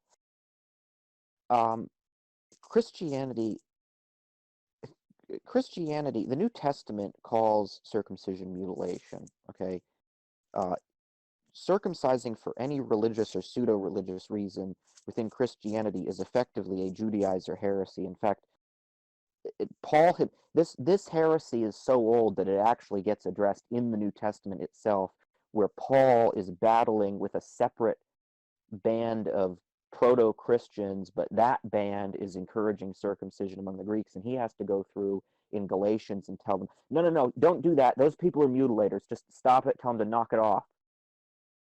This is before the Arian heresy. This is before the Nicene Creed. This is the oldest heresy in all of Christendom. Well, In the Catholic Church, circumcision is explicitly banned, according to a papal bull from 1441 that threatens hellfire for people that do it. I mean, so this is not in American society. This is not religious. 99.6% of all circumcisions are Gentile circumcisions happening to infants in hospitals.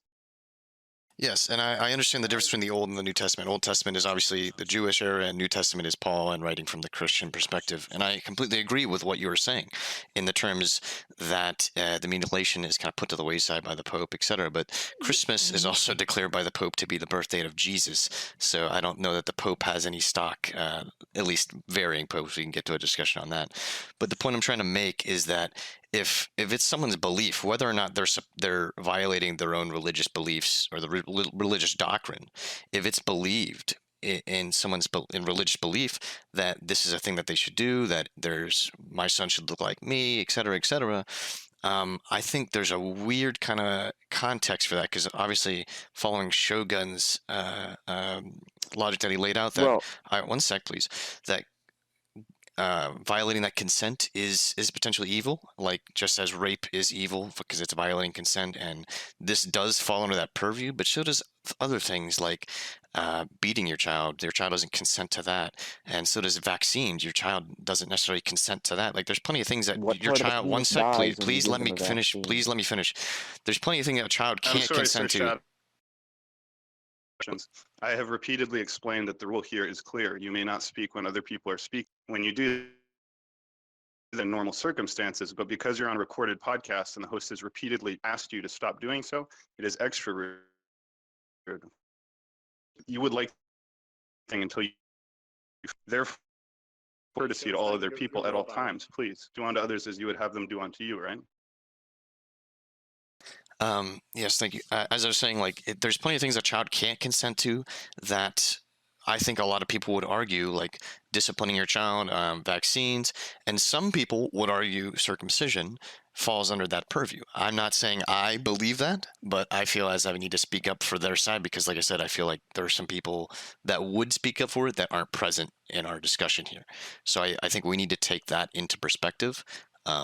As well. And as much for the World Health Organization statistics, we can debate statistics all day, and the legitimacy of studies all day. But if there is a legitimate health benefit beyond minuscule percentiles, I think it's something worth looking into. May I say something on the religious aspect? Go for it. You don't have to ask. So I think a lot of it comes down to, obviously in Judaism, circumcision is an important part of the religion. It says so in their holy books. They've been doing it for millennia, that on the 8th day of life, the sons are to be circumcised.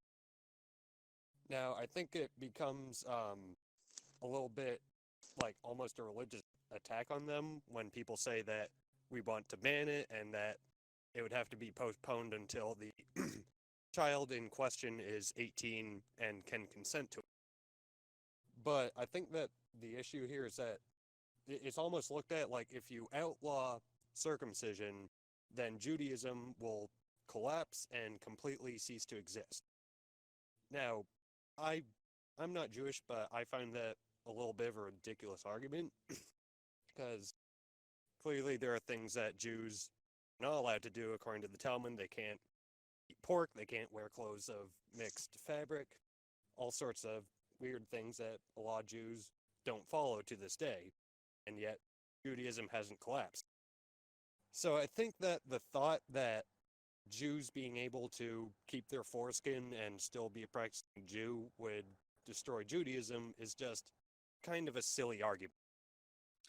To that If point you actually go about- ask a excuse me, rabbi, to your point about changing certain aspects and not following it, you might not know that circumcision was changed from a removal of a smaller portion of the foreskin, namely the part that actually extended past the glands, and as a sort of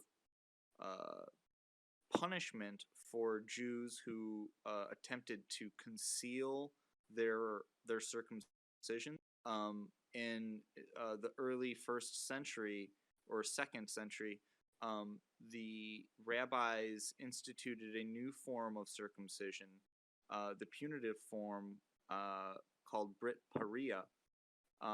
That's the form of circumcision that is practiced in Israel today, and is actually a less extensive form of circumcision that is performed in America. In Israel today, they circumcise to an extent that leaves some loose skin on the shaft, whereas in America, a large number of circumcisions are done high and tight, so that when you're erect, your shaft skin is taut.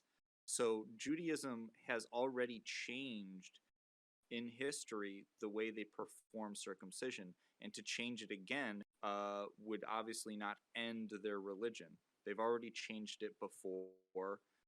Religions have to conform to modern laws all the time, and I agree that banning the mutilation of their children wouldn't be an end to their religion. But if, to the extent that mutilating their sons is a necessary part of their religion, then yes, this religion would need to be banned. And if that did cause the collapse of their faith, so be it. I'm sure there were a number of cannibalistic and other torturous religious practices that have come and gone over the years, and humanity is better off for it. And to add to that, if you actually go talk to a rabbi and you say, "Do I have to be circumcised to be Jewish?" they will tell you no. At least most of the modern ones that aren't super follow the text or else. If you ask them, "Do I have to be circumcised to be Jewish?"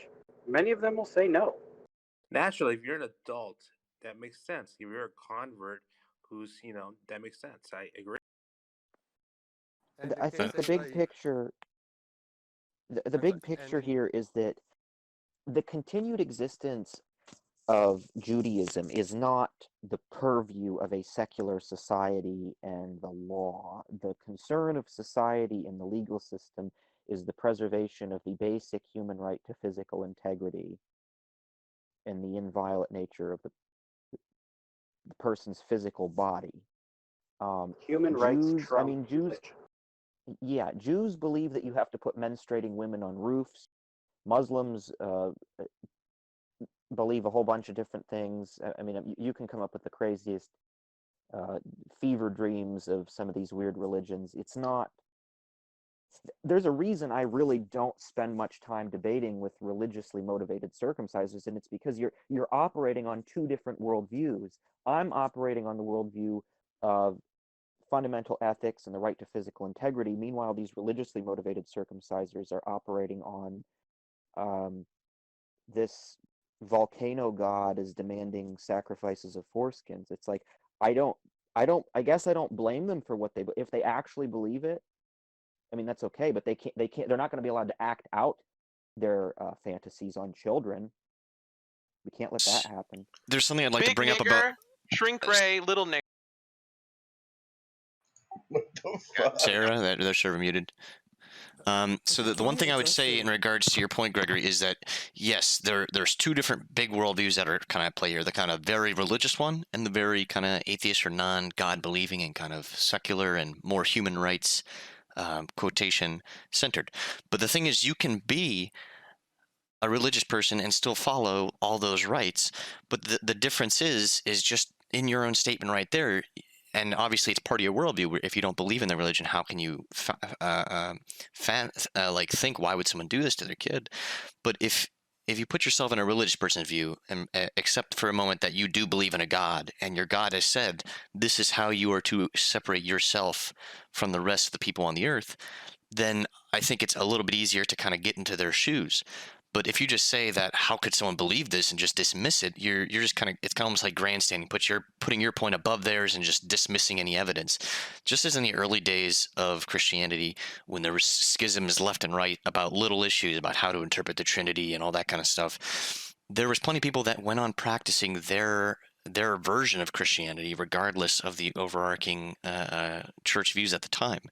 And I think that's kind of what's happening today, where obviously throughout the 15th, 17th, and 18th centuries, we've had religions become more tolerant of each other, where back then you would get stoned or hanged or killed for their religious beliefs, where nowadays you're generally accepted. But at this point, it's one of those very baseline things where we can't return back to that. If you're doing this, we're gonna kill you or we're gonna put you in jail, because that isn't something that I think it's almost primitive in nature. But when it comes to things that are legitimately violating kind of civil liberties, that is something to consider. But this idea that if a rabbi sucks the blood out of an infant, that it obviously makes the rabbi a pedo. I saw that going on in the Gen chat. That obviously, I'm sure there are rabbis that are pedophiles, just like there are Catholic priests who are pedophiles. I don't think that represents the majority, and I don't think that's a sound argument to make. Just as I don't think that when a religious person has their child circumcised or vaccinated or disciplined, that we have a right to necessarily intervene with that unless they are truly mutilating their child, just chopping off a penis or chopping off an arm or beating their child or stabbing them full of needles that don't need to be injected. I think it's a completely different story, and I think we're trying. I feel like the scale kind of is starting to tip back and forth. I think we need to find that middle ground where religious. One sec, please. I'm going to finish that. But both religious and secular can kind of live in harmony, where you do have some, obviously, freedom of religion, but you also do have the right to raise your kids as you would without other people telling you how to do it, kind of thing. But you said chopping off their penis as an exception. You said except unless they're chopping off your penis. Well, circumcision is precisely cutting off a penis. Now, when a male adult penis is fully grown, the amount of skin that is taken off is close to between 30 and 50% total surface area skin of the erect male penis. So when you make your exception, you're being extremely inconsistent, because you say you think they should be allowed to circumcise, but then you say unless they're doing something such as cutting off the penis. Well, they're cutting off half the penis with circumcision. So allow me to amend that to what I actually mean is, like, when I'm referring to chopping off your penis, I'm not referring to circumcision. I'm referring to, like, actually chopping off the entire penis or an arm, as I followed up in the comment. This is a partial castration, though. Where? Yeah. What other word do you have to define someone that sucks on a baby's penis? Yeah, I mean, like, we Pedophile don't. isn't that. What else would you call it? Was it brought up though that this is to do with the Kabbalah? That this is a Hasidic like practice that has to do with like very symbolic ideas that you guys are not touching Yes, upon whatsoever? that's correct. What they'll say. We had a Hasidic the other day who commented. He said, I said, what is the symbology of the circumcision? He said, 7 is nature, 8 is transcendence / infinity. I think this is some type of ancient numerological thing, but then he called us goyim, and that is a pejorative, derogatory term. Let me finish. The term goyim is used within the Talmudic Kabbalic religion to refer to all those who are slaves and in the future will be slaves to the Jews who are the masters. So that's what they believe religiously about this. The cattle. Well, actually, that's horrible, but I mean, that's not what the Kabbalah says. The Kabbalah says that it has to do with Yesod, which is the part in the tree. And I won't get too deeply into the symbology for the listeners who don't really care to go too deeply into that, if they're not going to get familiarized with the whole religion, right? But the thing is it touches upon the generative aspect of the human being, and how this needs to be aligned with Kether, which represents God, which is the highest part on their diagram of reality, if you will. And that's why Kabbalistically they believe that the rabbi needs to support this in order for the proper powers to be instilled into their generative principle. This is the level of lunacy we're dealing with here. This is why it's almost pointless to discuss this with religiously motivated people. Again, somebody here was talking about, well, we have to find an equilibrium with, this is going back and forth and we have to find an equilibrium. Well, on every Big other black issue, fucking nigger. Big black. on every other issue, You might want to kick that guy. That's the third time Shogun just banned him. I banned him.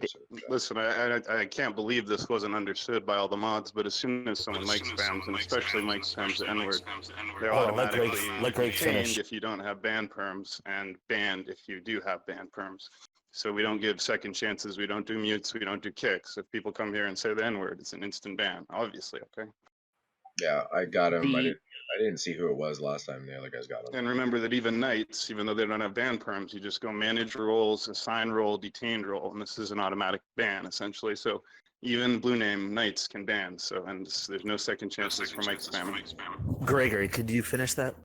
Yeah, please, Greg. Then Stephen, like learner of skills, like he tried to speak a bunch of times. Okay, I'll let his Greg mic's finish quiet. first. So what I was saying, the equilibrium, somebody was talking about a new equilibrium needing to be established where both the religious and the secular interests strike a balance. okay, on every issue other than circumcision, the equilibrium that we have found is that the religious people can believe whatever they want, but they don't dare touch to carve it into the bodies of the children, right? There was a case in the Northwest where an Indian tribe had this ritual where they'd bite girls, and that was found to be illegal, and people were charged for that. Female circumcision is categorically illegal, and any defense of religious liberty, I mean, it's not going to be believed. It's just not on the table. I kind of find this somewhat academic. I don't really find this whole aspect of it interesting. I think ultimately circumcision is going to be dealt with over top of the protestations of religious minorities, not with their help. Well, the only thing I can say and kind of retort to that is I myself am typically in agreement with almost everything you're saying. I'm a very logical based person, but except for a moment that I am a Jew. I'm real life. I'm not a Jew, but accept this, for example. So if I have a child and I want to have my baby circumcised, or I want to raise my child a certain way, because due to my religion, due to my belief, due to my culture, if I'm not forcing that belief on people of not my culture, like if I have a Jewish child and I want my child to be raised as a Jew as I was, who is it then your authority to then assert that I can't raise my child in the way that I would see fit while following the guidelines of the current nation I live in? Let me answer that. It's because you're harming. It's because let me answer that. Let me answer that. One at a time, and let's give it a warning because I couldn't tell who was up first, and if I could speak after that, I'd appreciate it. The answer is that it's not a matter of if you're forcing it upon people who are not in your community, as you said, or your belief. It's a matter of you're forcing it onto a person who does not consent to it. And there are laws right now in place, which I don't think anybody's going to argue with, that parents who torture their children, that we don't care that it's their child. We are going to hold them accountable. And also, let me say on the thing of there needs to be a bargaining, trust me, there's no stopping what is coming in terms of legal action. There's definitely not going to be bargaining on getting it outlawed. It's child torture. It's beyond dispute. But continue. I would like to speak if I could. I haven't chimed in for a minute. Ultimately, religious freedom allows you to practice your religion as in any way you want, as long as you don't infringe on anybody else's rights or sovereignty or safety. And therefore, religious freedom does not cover circumcision because circumcision infringes on the rights, safety, and health and well-being of the child. So your religious freedoms end with you and your life and your body. They don't allow you to do things like that to your children. People will counter argue and say, well, you can get your child vaccinated if they, don't consent to it or whatever. But this doesn't apply because, again, vaccinations serve a specific medical necessary purpose or whatever. And also they don't mutilate or permanently change or alter the body and all the other things that we've talked about. So, I mean, really think about it. The child has their own inherent rights. Like, it is their own person. It's not property. It's a human being. Just hasn't gotten old and matured yet, but it is possessed of all your rights. And, it therefore has to have a choice in things pertaining to its own body. And this is obvious. Like, we have this standard consistently in every other respect. And so it's very perplexing how people kind of don't make the mental connection to circumcision. Because you're not allowed to get a tattoo until you're 18. You're not allowed to get a piercing until you're 18. You're not allowed to drink alcohol or smoke cigarettes or have sex or drive. And yet you are assumed that somehow this choice will be made for you in infancy. But all these other choices, they realize you have to have an adult mind to decide them. So why wouldn't we apply this? And again, if you want to opt into your religion, like Islam or Judaism, well, then it's a good expression of faith. Show your commitment as an adult, get circumcised, and show that you really believe in it. That would be fine, because then you can make that decision as an adult. But to do anything to you that permanently changes your body is a violation of your own rights, and obviously then can't be covered by religious freedoms. Because if you do go down that slippery slope, then there's no stopping it. What if you have some crazy religion that requires some other kind of mutilation? And then you say, well, circumcision's allowed. Why can't I chop off the earlobes or the tip of the nose? Like, you just can't. Steven, Lerner Skills has been trying to say something for a while. Let Lerner talk. Yeah. So my point is, female genital mutilation is already illegal in most of the Western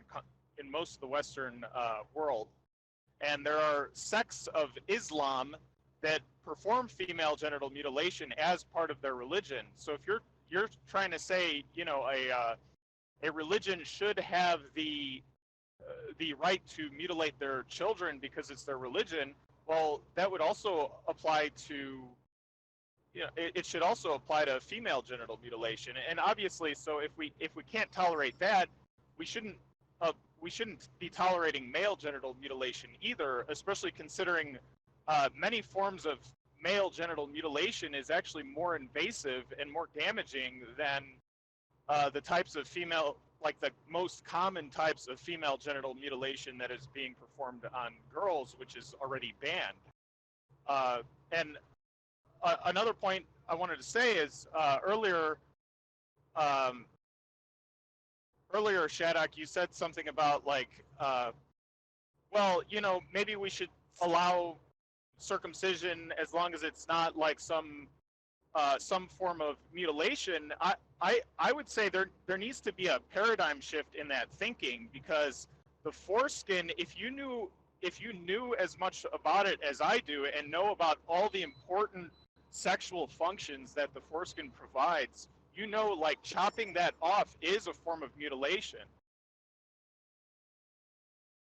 Not necessarily contesting. I'm not a religious person. I'm not arguing on behalf of them. I'm simply trying to interject that kind of mind frame, that thought process in this discussion, because there's no one here, I think, that is fully behind it. And I've had a lot of theological debates with people. I think one of the biggest things that we can, one of the biggest things that I think we should all try to do is just kind of really look back on the history of how circumcision is today, why it is, and most of it is religious and just kind of so ingrained in humanity's history for so long that it's kind of evolved into what it is today.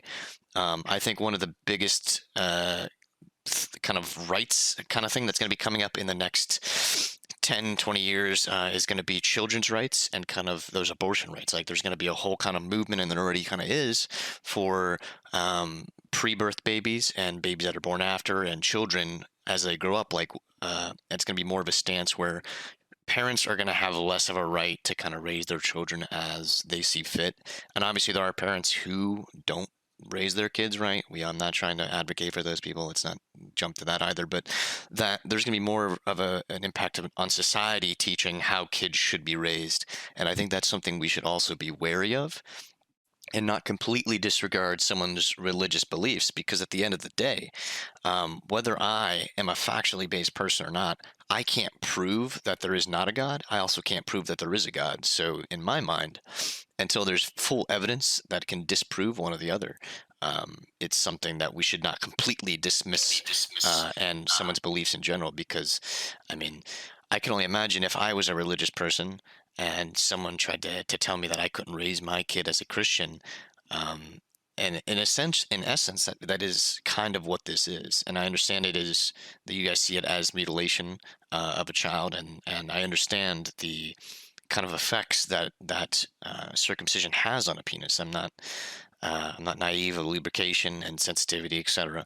But think of it that way: like you're raising a kid, and someone tells you that you're not allowed to do X, Y, Z with your child, and it isn't necessarily something out of the realm of normality for you. You're not allowed to play baseball with your kid anymore.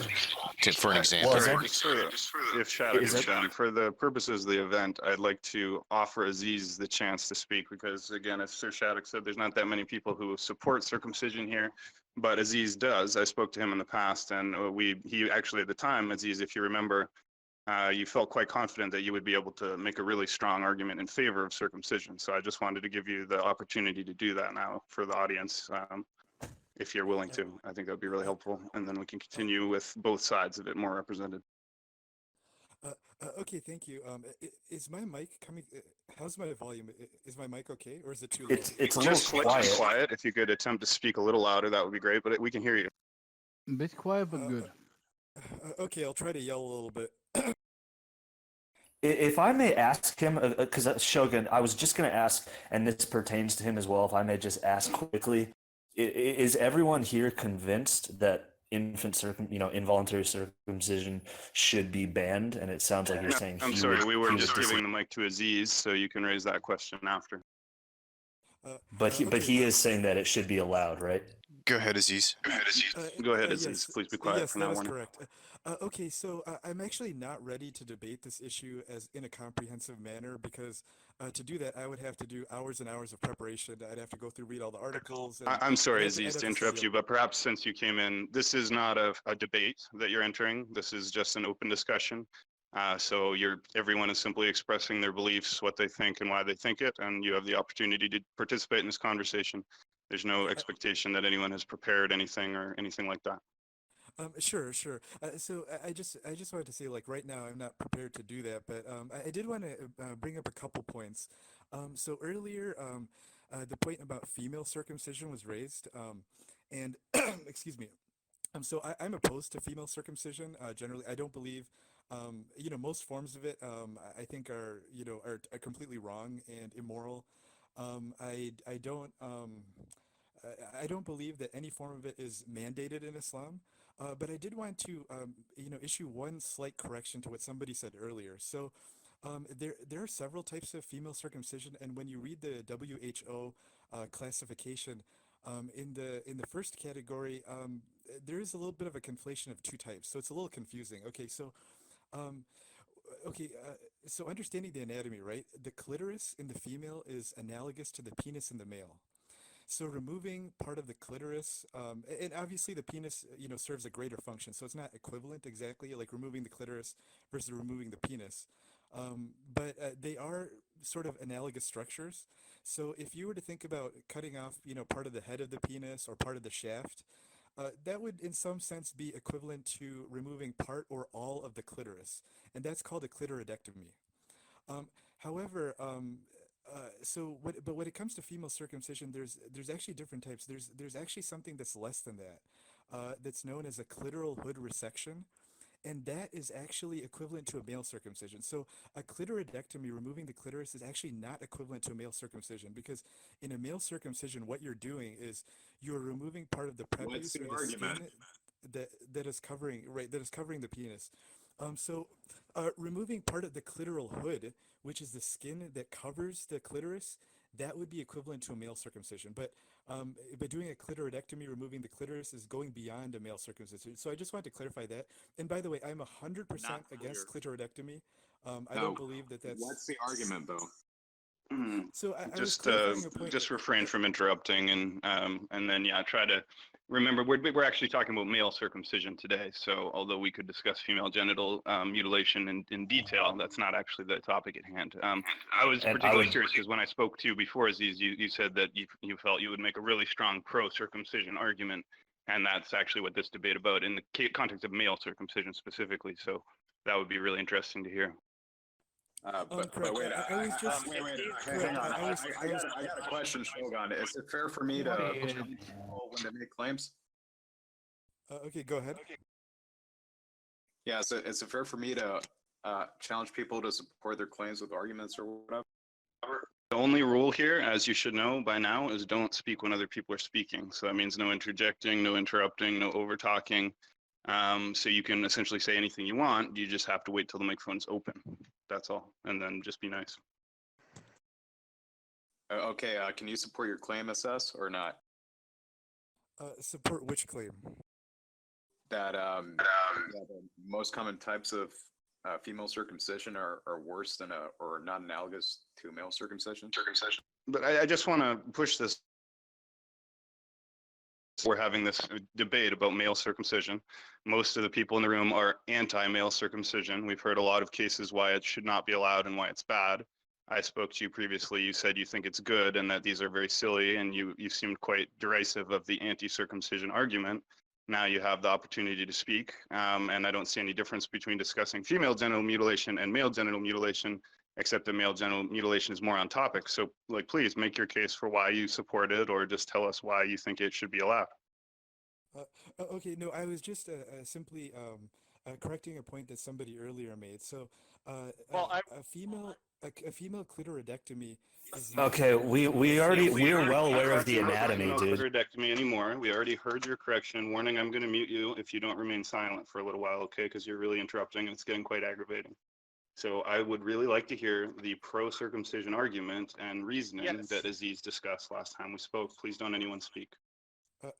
Okay, so from a religious perspective, so what I would say is that somebody mentioned like about the church's opposition to circumcision or some denominations of Christianity.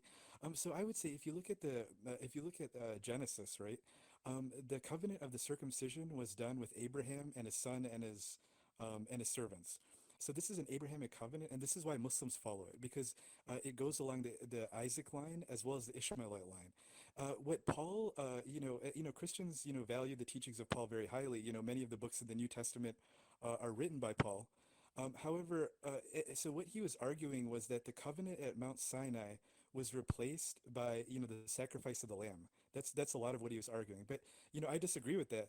But even if we were to grant that that the advent of the Messiah, as Christians believe, is the Son of God, even if we were to grant that and his death on the cross, as Christians believe, Muslims don't believe that, were to replace the Sinai covenant, that still would not nullify the Abrahamic covenant, which is actually much older than that.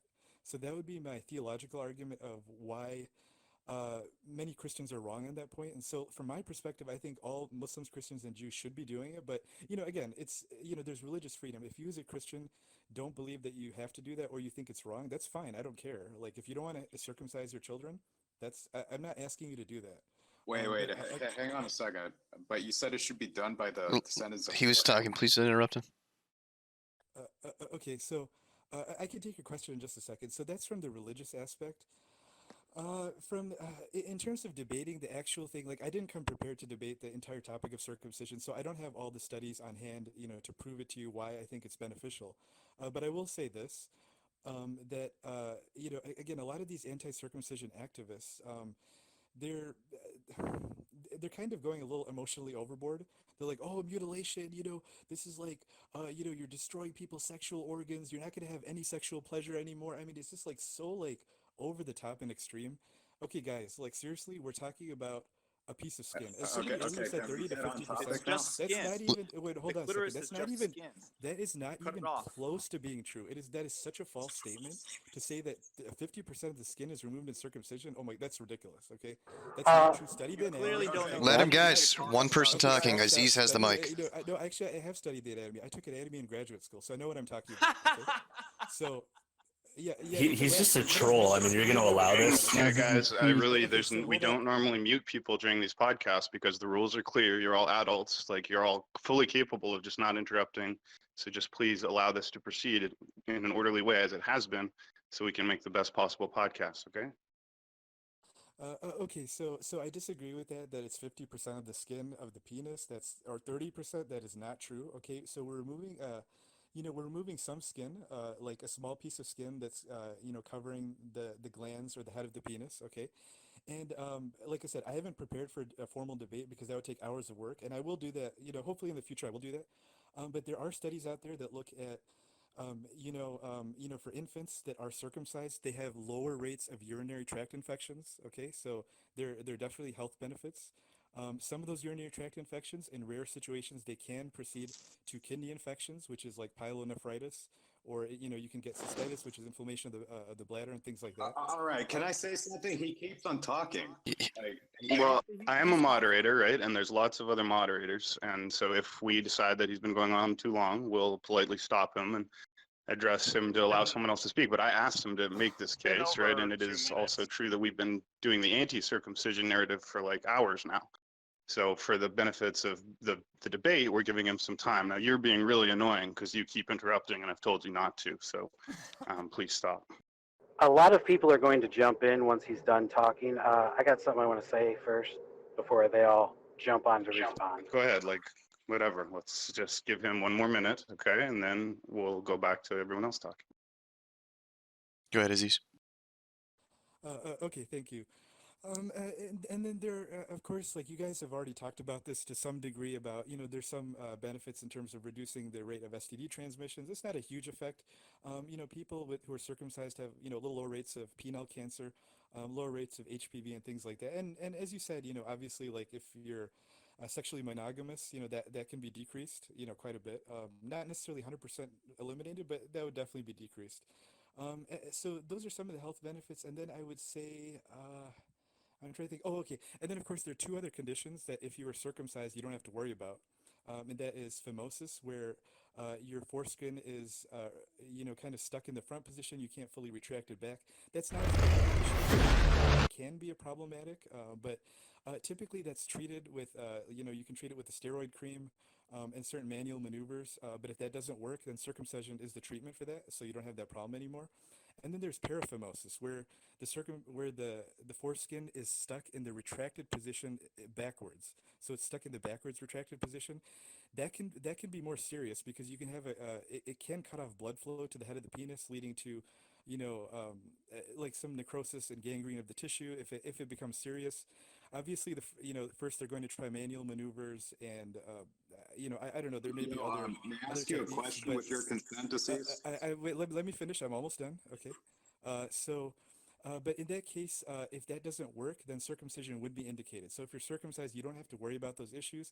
And then the final point I would say is that, well, two more points. The final point is that you can keeping your penis cleaner is easier if you are circumcised. Now, yes, if you are uncircumcised, you can keep your penis clean, but you have to put a little more effort. Like, in the shower every day, you have to make sure to gently retract it, carefully clean underneath it.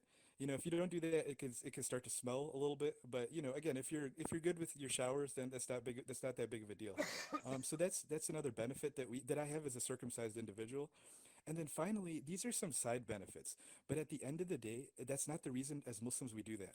The reason we do it is because God commanded us to, and we are following our religion. And that's all I have to say. Over to you guys. So you admit that your logic starts from the point of God told me to do this. This is all I know because it was done to me before I could even speak. And now you are looking for some scientific reasons to back that up, however inaccurate. Yes, that is the reason we do it, and I'm not looking for the scientific evidence. The scientific evidence has already been found, and it's available. So, like, I'm sorry if you didn't get the health benefits that I did, being circumcised, but, hey, that. Can I say one thing? Okay, yeah, here, I'm let me jump in.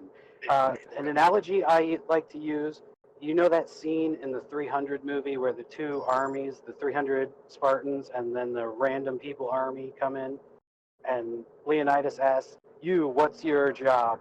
And he says potter, and one says weaver. And then he asks the Spartans what their job is. We all spend our free time looking into this and doing work on this. Intactivist, what is your position? You've got Aziz here coming in, who's just a random off the street whoever coming up against these people that have been spending possibly even years doing nothing with their free time but looking into this and starting Discord servers over it and posting all over Twitter and Facebook. This is what we do. So you're about, like, I can hear from the chat, everybody is just jumping at every single thing you said. Well, everything he said was incorrect. He started off by comparing anatomic parts of a clitoris to a penis, which was incorrect. His claims about UTIs are ridiculous. Having a foreskin would not increase the likelihood of an STI. That's just absurd. Nor would it increase the likelihood of AIDS. The things about keeping it cleaner are nowhere. I mean, cleaner. That one, even if it were true, it would be completely insignificant because that doesn't justify cutting it off. But yeah, I'll let it go. Everything he said was incorrect, basically. Could I say some things? Well, Wait. Can I respond after Greg? I haven't spoken in about 15 minutes. Yeah, let Greg. Guys, guys. Go quiet all at Lana. once, and then just be nice and let one person talk. Whoever Please, said may I Lana, speak. take the mic. Gregory. Okay. Hello. So I made a list of. I was kind of taking notes while you were talking, Aziz, and I have I'd like to address your points because all these points are things that we've heard them all before. So first, you were talking about. You said that no other religions do FGM for their religious reasons, and that's actually not true because there are sects of Islam who believe in certain hadiths which say that Yes. because they do it to boys, they also have to do it to girls. Also, I think your comparison to FGM, yes, technically the foreskin is an analogous organ to the clitoral hood. However, like you said, the foreskin does grow to a much larger size than the clitoral hood does, and as such, it serves a lot more functions than the clitoral hood does. So so removing the foreskin off of a male actually does a lot more damage than arguably than removing the clitoral hood off of a female, especially when you take into account like the number of nerve endings. Like there's an estimated 8,000 nerve endings in the female clitoris, the whole entire clitoris, where there's tens of thousands of nerve endings in just the foreskin itself. Another point you made was religious freedom, which that's easy to respond to, because when you're forcing this on a child, you're literally carving your religious symbol into the child's body. So it's taking away the child's religious freedom. And another thing you said, something about intactivist arguments like that. I think you strawmanned our argument saying that, oh, we believe that nobody can feel any sexual pleasure at all if they're circumcised. That's not our argument. Obviously, you know, it was done to me. Obviously, I can feel something down there when I have sex. I can feel good, but I know it would be a lot better if I had all of the specialized nerve endings and, you know, the gliding function of the foreskin and the protection of the foreskin.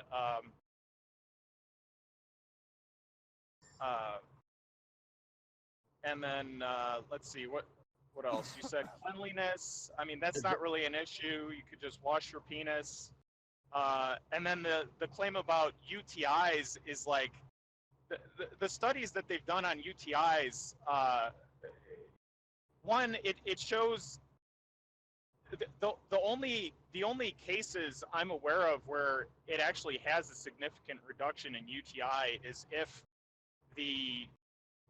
the man has phimosis, which, you know, that's not a problem with. Yeah, and well, that's another issue with some of those studies is they didn't correct for forced retraction, and in some places it was, you know, it was done in places where they were actually recommending to the parents to forcibly retract the child, which actually can cause infections. But yeah, so I mean, I would agree. Like, yeah, there's a higher chance of UTIs in men with pathological phimosis, but that's not a problem with the foreskin per se. That's like I mean, that's not a.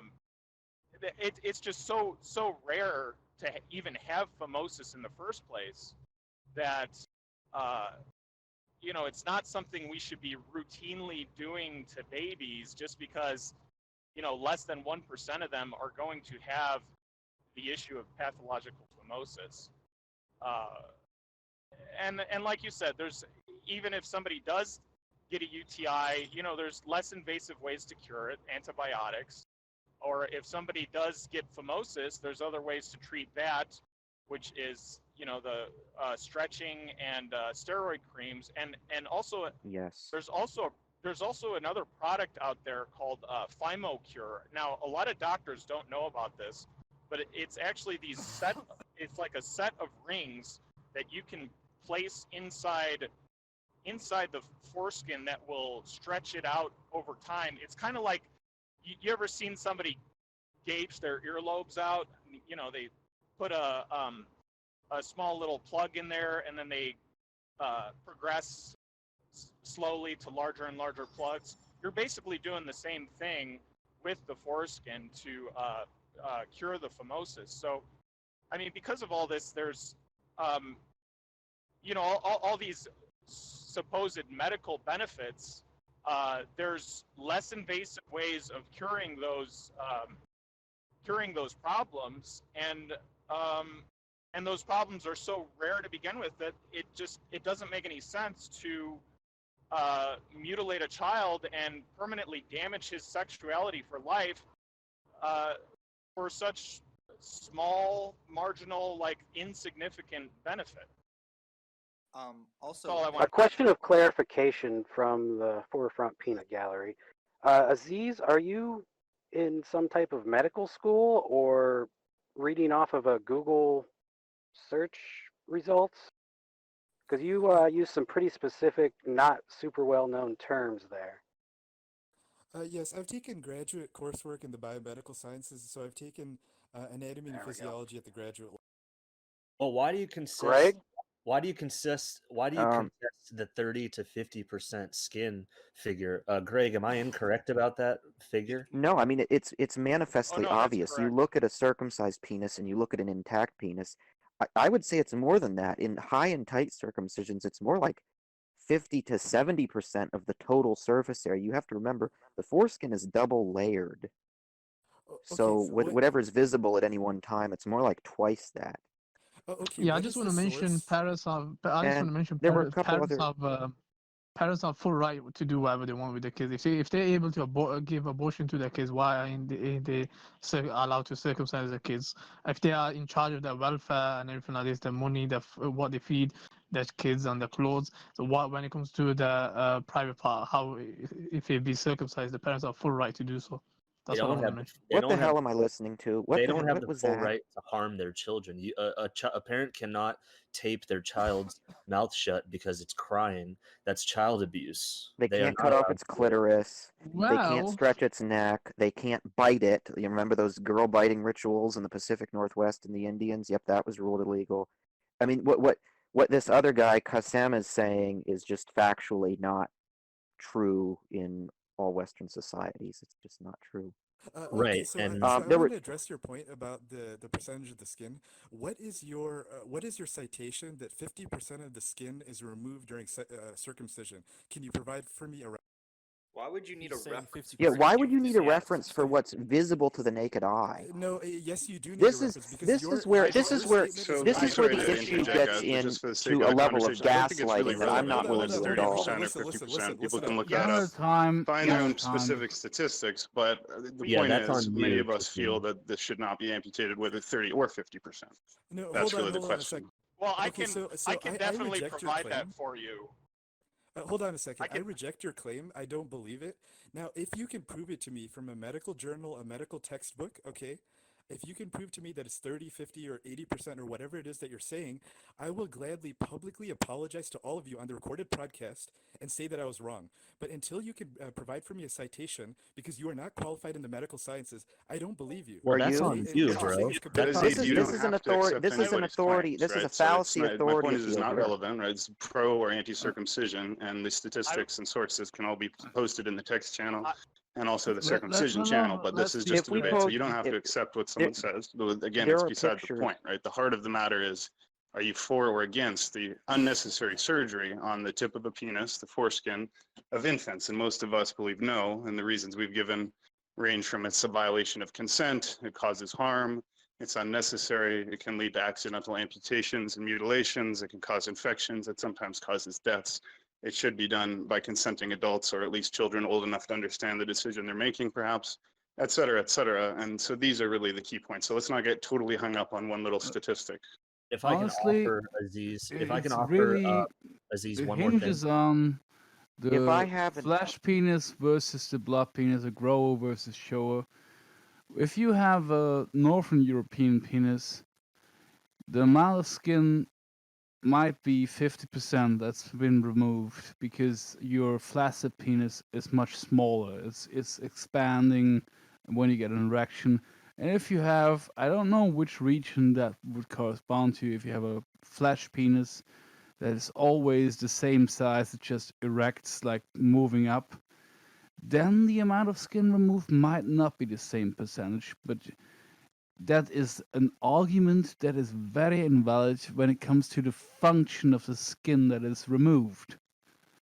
because in both Yeah. cases the person will lack a lot of sensitivity, and the part that is not cut, the glands, will get keratinized because of the lack of protection. And yeah, Sorry, I thought you were done. Oh no, but also with I the was trying to female. hop in after Fleegan was done. Yeah, May I ask? can I just add one tail on? Can I just add one tail onto that? Is the not just the pleasure deprivation to the man, Aziz. Listen, when the primary sexual function of the male penis is to have sexual intercourse with the female vagina, and when the male is circumcised, the adult erect penis does not have the mobile skin which interfaces in a lubrication, in a physical lubrication sense and a mobile sense with the female so that they both can engage in normal natural sex. That is deprived, and now you have a abrasion of skin which is painful, as opposed to what would be a natural gliding of the man's penis within his own foreskin with natural lubrication. That whole function, this whole mechanical function, is deprived because the foreskin is removed. So it damages the entire experience for the woman. Now, it doesn't completely destroy it. However, it does change it, okay? Fundamentally. May I, to the point of the sensitivity and how much is removed, again, it's not just amount of what a circumcised man would have more of, but the type of nerve endings that are removed are unique. And just like if you remove the top of someone's tongue, you lose the fine ability to tell the difference between salty and sweet, you still have the ability to taste spice in the back of your throat. You are removing completely the ability to taste sweetness and saltiness. But I want to know if our Muslim pro circumcision speak. What's a frenulum? Do you has frenulum? The frenulum is sort of like a bunching of skin that is on the the ventral surface of the glans penis, which is on the undersurface of the glans penis. That is not removed during circumcision. Yes, it Oh is. my, Yes, oh it my, oh is. my. Yes. Yes, it is. Depending on the type of circumcision that you have, it is removed. In America, it is removed. You can perform a circumcision where you do not snip off the frenulum, but to the opening point that Aziz made was that the clitoris is equivalent to the penis. Well, I don't know what you mean by equivalent because I go pee out of my penis and a clitoris does not urinate. So to say that these are somehow totally analogous is not true. That's nonsense. What you're referring to is a developmental analogous. They are In utero. developmentally analogous. So what that means is that the cell, before you become a boy or girl, when you are a clump of cells as a fetus, those cells become a clitoris, and those cells in a male become a penis. That does not mean in any way that they are functionally the same, or that they contain the same types of nerve endings, or that they perform the same function. The most obvious point I would make is that the clitoris does not urinate. The clitoris does not get erect the same way. It can become engorged with blood, but it does not have erectile tissue in it. To say that, oh, well, it's fine to cut off the foreskin because it's the same as the clitoral hood. The clitoral hood in a girl is an important part, but it does not have the 17 functions that a foreskin has. And furthermore, circumcision does not just remove foreskin. I imagine, as someone who came, quote, unprepared for the debate, you might believe that foreskin is simply an extension of your shaft skin.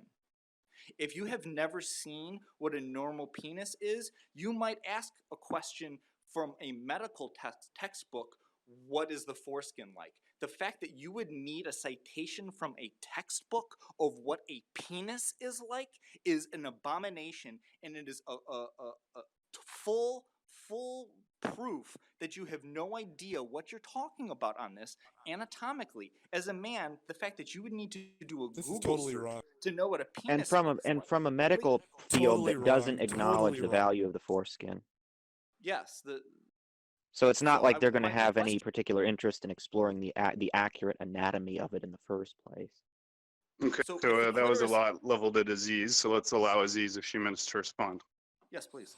Okay, so first of all, your comments about the clitoris versus the penis. Yes, the clitoris is not equivalent to the penis. In fact, actually, that's what this you would said. support female circumcision, which I do not support.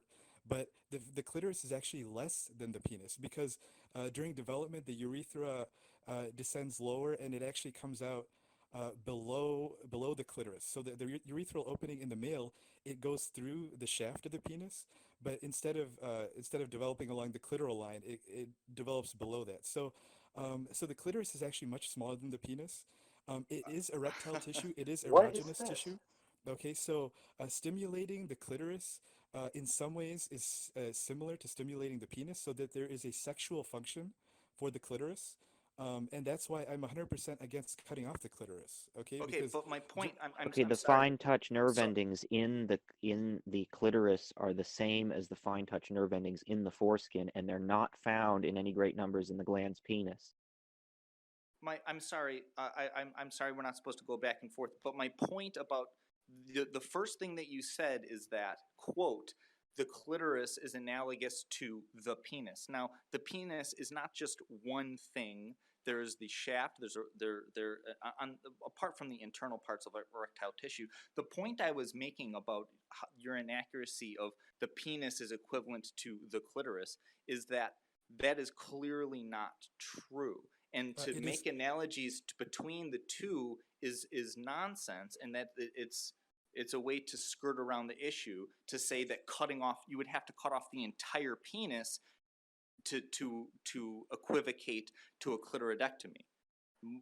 Yes, it's usually used as a form of gaslighting against us when we try to talk about it. It's why we're just so sick of We're hearing too it. well informed for that kind of Actually, low. you're not well informed at all. So no, I'm sorry to say that you are. Insults are Okay, not. so I did. Yeah, listen, we don't need to Nothing that you've judge said each is other's true. level of information because ultimately, from the conversation at hand, we simply can't assess that in each other. So let's Where just did keep you that go out to school? of it and let's stay on topic. Can I ask you a few direct questions, Aziz, on a different kind of level? And I'm going to frame them in sort of a yes/no framework, and you can then isolate where exactly we disagree. Because obviously, I feel, whether I'm reasonable or not is up to your interpretation. But I believe I have some element of reason in me. It's a human being, and I reason that circumcision should not be permissible. And if we answer these yes nos, we should be able to figure out why, I think, if you'll engage in this. So is that okay? It'll be probably 4 questions perhaps, and then we can discuss it. Are you there, Aziz? Can you hear me? Yeah, sorry. I was just responding to one of your losers on the chat who's calling me a sand. Oh, try to ignore the general chat and at least prioritize the voice chat, as this is a podcast, and also it's more interesting. So again, do you not agree that consent is morally important, right? That we should not, in general terms, subject people to things without their consent. For example, in the case of why rape is considered unethical but sex is ethical, is because one does not have consent. So I would say if an adult or even perhaps some kind of teenager or something chose to have a circumcision, there'd be nothing morally wrong with that because of the element of consent. But I think circumcising a child is very, very unethical because there is no consent in an infant, right? It can't even understand what it's giving up, what it's losing, the risks, etc. And in every other moral case, we're very clear that consent is extremely important, right? In every other case. So why is circumcision a case where we can inflict harm and take away part of someone's body and amputate a healthy functioning part of the body without consent? Why do we change our moral framework for circumcision to allow it to be considered good and not evil?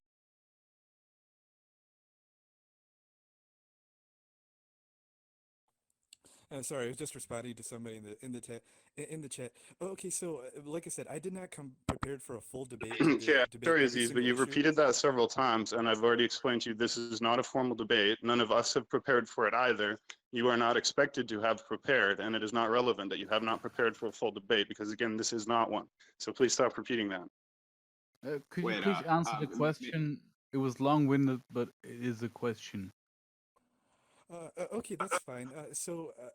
We don't look at the infant as having absolute rights, the same rights as an adult.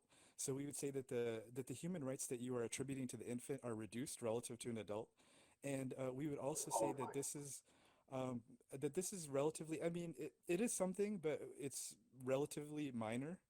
So we would argue that, and if the infant decides to leave Islam and not have his kids circumcised, that's fine. People who are, Oh my God. and maybe I'm instead of sorry, like, are you speaking about the general chat right now, Aziz? Let the dude finish his statement. Well, I asked him a question. okay, Please so don't interrupt when I'm doing that. Aziz, are you commenting to the general chat in voice right now? no, I was commenting on the circumcision chat, but I stopped. So you need to understand, Aziz, we're in a podcast. You need to put your attention to the voice chat. Ignore the text chat if you're not capable of doing both, and definitely do not comment on the voice chat. Vice versa. Like you have to speak to us in the room that you hear in your ears. Okay, yes, sorry. Otherwise, I just apologize. leave and I apologize for just that. do the text chat. That's remarkably inept of you. So Okay, yes, I do apologize for that. But earlier about the 50%, skin removal, that's just fear mongering by people who don't understand the anatomy. again, that's not what we're I talking would about. ask. We moved past that, and I now I addressed a still whole don't new understand statements how to you you. I can think deny you're not that. capable, perhaps, of following the conversation, Aziz. Is that correct? No, I'm following the conversation. Okay, so go Aziz, ahead. Do you need him to address your repeat I the just addressed a question? whole stream of points specifically to you. Then you spoke to someone in general chat instead of to me, and then you reverted to something we finished talking about minutes ago and ignored everything I said. So Do my you want question him to was, repeat the is question? consent not morally important to you? And do you not understand that in other cases, we do not violate beings' autonomy and inflict harm on them without consent? We don't take things away from them like parts of their body without consent. In the case of sex, you need consent. So why is circumcision different? Why is the consent of the baby, or rather the lack of it, not a reason that circumcision is morally wrong? Consent is important, but it is not of the absolute importance that you give it. So your worldview is different than mine. So we don't subscribe to the absolutist view of consent that secular humanists do. And actually, if you think about abortion, where was the consent of the fetus when you aborted the fetus? But in your worldview, that's okay. So Well, there's some assume my contradictions there that worldview. you You guys don't need to know think my about. worldview, let alone my stance on abortion. It's Okay, keep so straw This mans is the out of thing. this These room. religiously I don't motivated mean you personally. I circumcisers mean engage in secular all this humanists in general. wordplay. So okay, So, so I'm Aziz, sorry. you I need a don't little mean you correction here. personally. I've noticed you have a bad habit of constantly assuming that you know things about people you don't. I know exactly how well you know me because I remember our like 2 interactions. You know virtually nothing about me or my beliefs, let alone my beliefs on abortion. So don't put words in my mouth like that I support abortion when I've never said anything of the kind. And in fact, it's known that that is not my position. Just actually engage with what you hear in your ear holes and not what you assume in your mind and your ego, okay? Okay, so I'm sorry to have attributed that to you, but that is an issue with secular humanists. Again, you're talking to me, not a category of people, okay? You listen to what people say, and then you learn about them from what they say, and you react to what they say. You don't try and immediately cram them in a hole and then assume you know a bunch of things about them you don't know. Yes, try not to do Aziz, the same with This is the Islam as well. problem. Could I get something in edges? This is the problem, especially with religiously motivated circumcisers, especially ones that claim to have some kind of medical background. This guy is going back and forth, burning the candle from both ends. First, coming at it from a religious perspective, then claiming that he studied anatomy postgraduate. But I Greg, agree with you, Greg. But I know the where you're thing of going note with this, but is not let's just let to. him finish. The thing of note. Because Everybody please yield consent, the mic to Sir Shattuck. consent, Guys, consent, and one physical integrity to the medical field are One sec, very Greg. important. When you said that, you had to actually listen. Otherwise, it's very One important sec, for Greg. moderation to establish order of the mic. So Sir Shattuck has the mic, then you can go next. The thing of note, Greg, is it's important not to generalize an entire group of people just as Aziz did. I mean, speak about Aziz just as Aziz needs to speak about Shogun in reference. Don't generalize to an entire population because those people aren't here to defend themselves. I don't think that's fair to the debate. Well, I he quickly is wanted doing. to say that. Hey. I quickly want to tell Aziz I actually linked you to a citation from a study from Taylor and Lockwood where they come up with the 51% of the skin figure. Look at that. What he is doing is playing off both the religious and pseudo-medical excuses for it, because when he says that this radical absolutist consent-based worldview, okay, consent and physical integrity are critically important in the medical field, which makes me think he's reverting back to the religious appeal as to why this is necessary. Yes, Name Well, one I other think that place is where indeed his core medicine and foundation. religion He believes in it overlap. religiously, and then he defends it because he's trying to defend his faith. Would you not agree with that Let, ultimately? No, Aziz, that your support so of circumcision is not really let's go medical, back it's to religious first Aziz. and foremost, and then is that it's not both. correct? Exactly. Okay, so actually it's both. When it comes to the issue of consent, I'm looking at it from a theological and legal perspective. And when Exactly. it, but when I'm looking at the issue of the benefits of circumcision, which many of you are unaware of, that's from the medical perspective. So the medical reasons are not the reason why we do it, but it's to Can you help give you us a understand some citation, of the please? benefits that we have that you don't have when you're not circumcised. Okay, so you're Name missing one out. other place. Guys, let him One other finish place. talking. Stop Don't interrupting. don't tell us we're not aware of the supposed medical benefits claims because we're well aware of the claim. Learner, Aziz, Go ahead. you demanded evidence from us of a basic fact that any man who is not circumcised would be able to know without any level of research, and you gave us about a half dozen bogus medical claims, and you did not give us any evidence whatsoever for us to evaluate. So could you please post the scientific research for So every I'm sorry claim to that you interrupt, gave, but just and to not clarify, in normal chat, we would expect people to provide a link right away.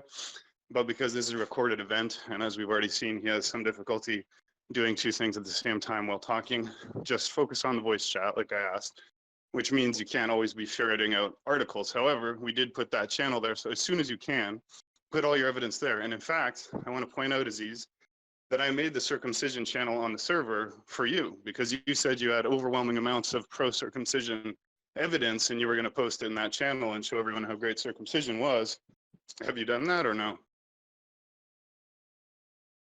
No, I have not done that as of yet. In the future, please do put all your pro-circumcision stuff there. But for now, just focus on this conversation. We really appreciate it. But try and argue with logic and reason. And you can reference statistics and we'll trust you to provide the sources later for us to check out. As long as you know them by memory, of course. If I I can just just want ask him one other at first location. he, Shogun. if I can just ask him at first, he said he supports, or he implied saying he would support some type of female genital mutilation, and then later, just a few minutes ago, he changed it to say he does not support FGM. So, could we get a clarification? Do you believe that female genital mutilation is acceptable, or should it be outright outlawed, Aziz? Okay, a good question. So yes, I do want to clarify that. So let me clarify the categories here. So when I talk about female genital mutilation, FGM, what I consider FGM is probably different than what you consider. So I consider FGM to be any removal of the clitoris, partial or complete. I consider it to be any removal of the labia majora or the minora, and I also consider the worst form of it, where they sew together, the lips of the labia, to I keep agree the with you. virginity. I agree with you. We have the same beliefs of what FGM is. No, no, not quite, not quite. Hold on a second. However, I don't consider clitoral hood resection, which is removing part of the skin that covers the clitoris, to be female genital mutilation. So I consider that to be Jesus female Christ. circumcision, and that's probably where you disagree with me. So Well, I unless would you have to say that consider you're just patently Guys, incorrect stop because that interrupting, please. He has the microphone. How I many know, but times are I'm we gonna having a repeat? back and forth with It him. doesn't No, matter. no, He we've has the explained the microphone. rules too many times, so there's no argument. You're not allowed to do that. We explained it already. Let him speak. okay, so Everyone is the part permitted to speak in turn, 2 minutes at a time. That's the only way everyone gets a chance, fairly. Okay, so I want to clarify the difference between our positions. So I consider removal a clitoral hood resection, which is removal of part of the skin covering the clitoris, to be female circumcision, and I consider anything beyond that, removal of any part of the clitoris or any part of the labia majora, to be female genital mutilation. However, I'm pretty sure, I'm 99.9% sure that you all disagree with me. I think that you would all categorize any removal of any part of the female anatomy, whether it's a clitoral hood resection or clitoridectomy, to be female genital mutilation. So that's the difference, number one. Number two, I want to say in my family, nobody performs female circumcision. It's unheard of. No female, my mother, none of my cousins, nobody in my family has had female circumcision done. It's unheard of in my culture. There are some Muslim cultures that do it, and I think it's a cultural practice, like in the Horn of Africa, like in Somalia and some areas, maybe in the Middle East. From a theological perspective, what's my view on that? So I view anything that would be considered female genital mutilation according to my definition, which is clitoridectomy or anything like that. I consider that to be against Islam, forbidden and not allowed. I've studied the issue a little bit. I'm not 100% sure, but I think it could potentially be argued that female circumcision, which is a clitoral hood reduction, which is removing part of the skin covering the clitoris, could potentially be justified within an Islamic framework. However, I don't think that that's mandated. I think that would be optional. But again, I'm not for that. I would not have anyone in my family do that. Nobody in my family practices that. So that's kind of Wow. my view on FGM. Over to you. Well, how could you Weren't you the possibly one that was argue quoting that the WHO? scraping off Warning, with a give me 5 scalpel? I think the guy before you had the mic warning. Okay, go ahead. What's your response? Sorry, go ahead. Weren't you the My one question quoting is, the how could WHO you earlier? possibly, in a reasonable sense, argue that removal of the female labia would be female genital mutilation? However, you think removing skin covering a clitoris would not be mutilation, given the fact that it is live, blood-filled tissue with nerves and functionality. How could you make that? Well, I Sorry, want but to I'd point really like here. to say something at Because this he's juncture that I religiously think is important. motivated. He's not I operating often according say to the you same can argue any principles as us. position, but you can't argue with language. You can't argue with the English language because the English language is that in which we are communicating. So we have to have agreed upon meanings for words. And like all words, mutilation has a definition in English, right? And we can all look it up, and it says right here, mutilation is cutting off or injury to a body part of a person so that part of the body is permanently detached, disfigured, or damaged. So when you do any kind of circumcision on males or females, it is literally mutilation of the genitals. So anybody who denies that male circumcision is male genital mutilation is simply arguing with the dictionary, and this is futile. Shogun, And you I were love quoting that the World definition. Health If you could send that to me, I would love that. Hey, who are the retards advocating for genital mutilation? You were Well, the that one is the quoting question. WHO Have earlier, you the have World you guys Health heard of Organization, correct? hodectomy? Hodectomy is actually practiced in America and it's legal. So something that's legal, you guys are saying is like it's wrong or something. Not on But base. that was the question towards male Aziz. What is circumcision his is legal response? in Aziz, America. how do you justify that? And Shogun just clarified that literally it is a mutilation. So Aziz, how do you justify that removal of the clitoral hood, so to speak, is not mutilation? No, I need a clarification here. You were quoting the World Health Organization earlier, correct?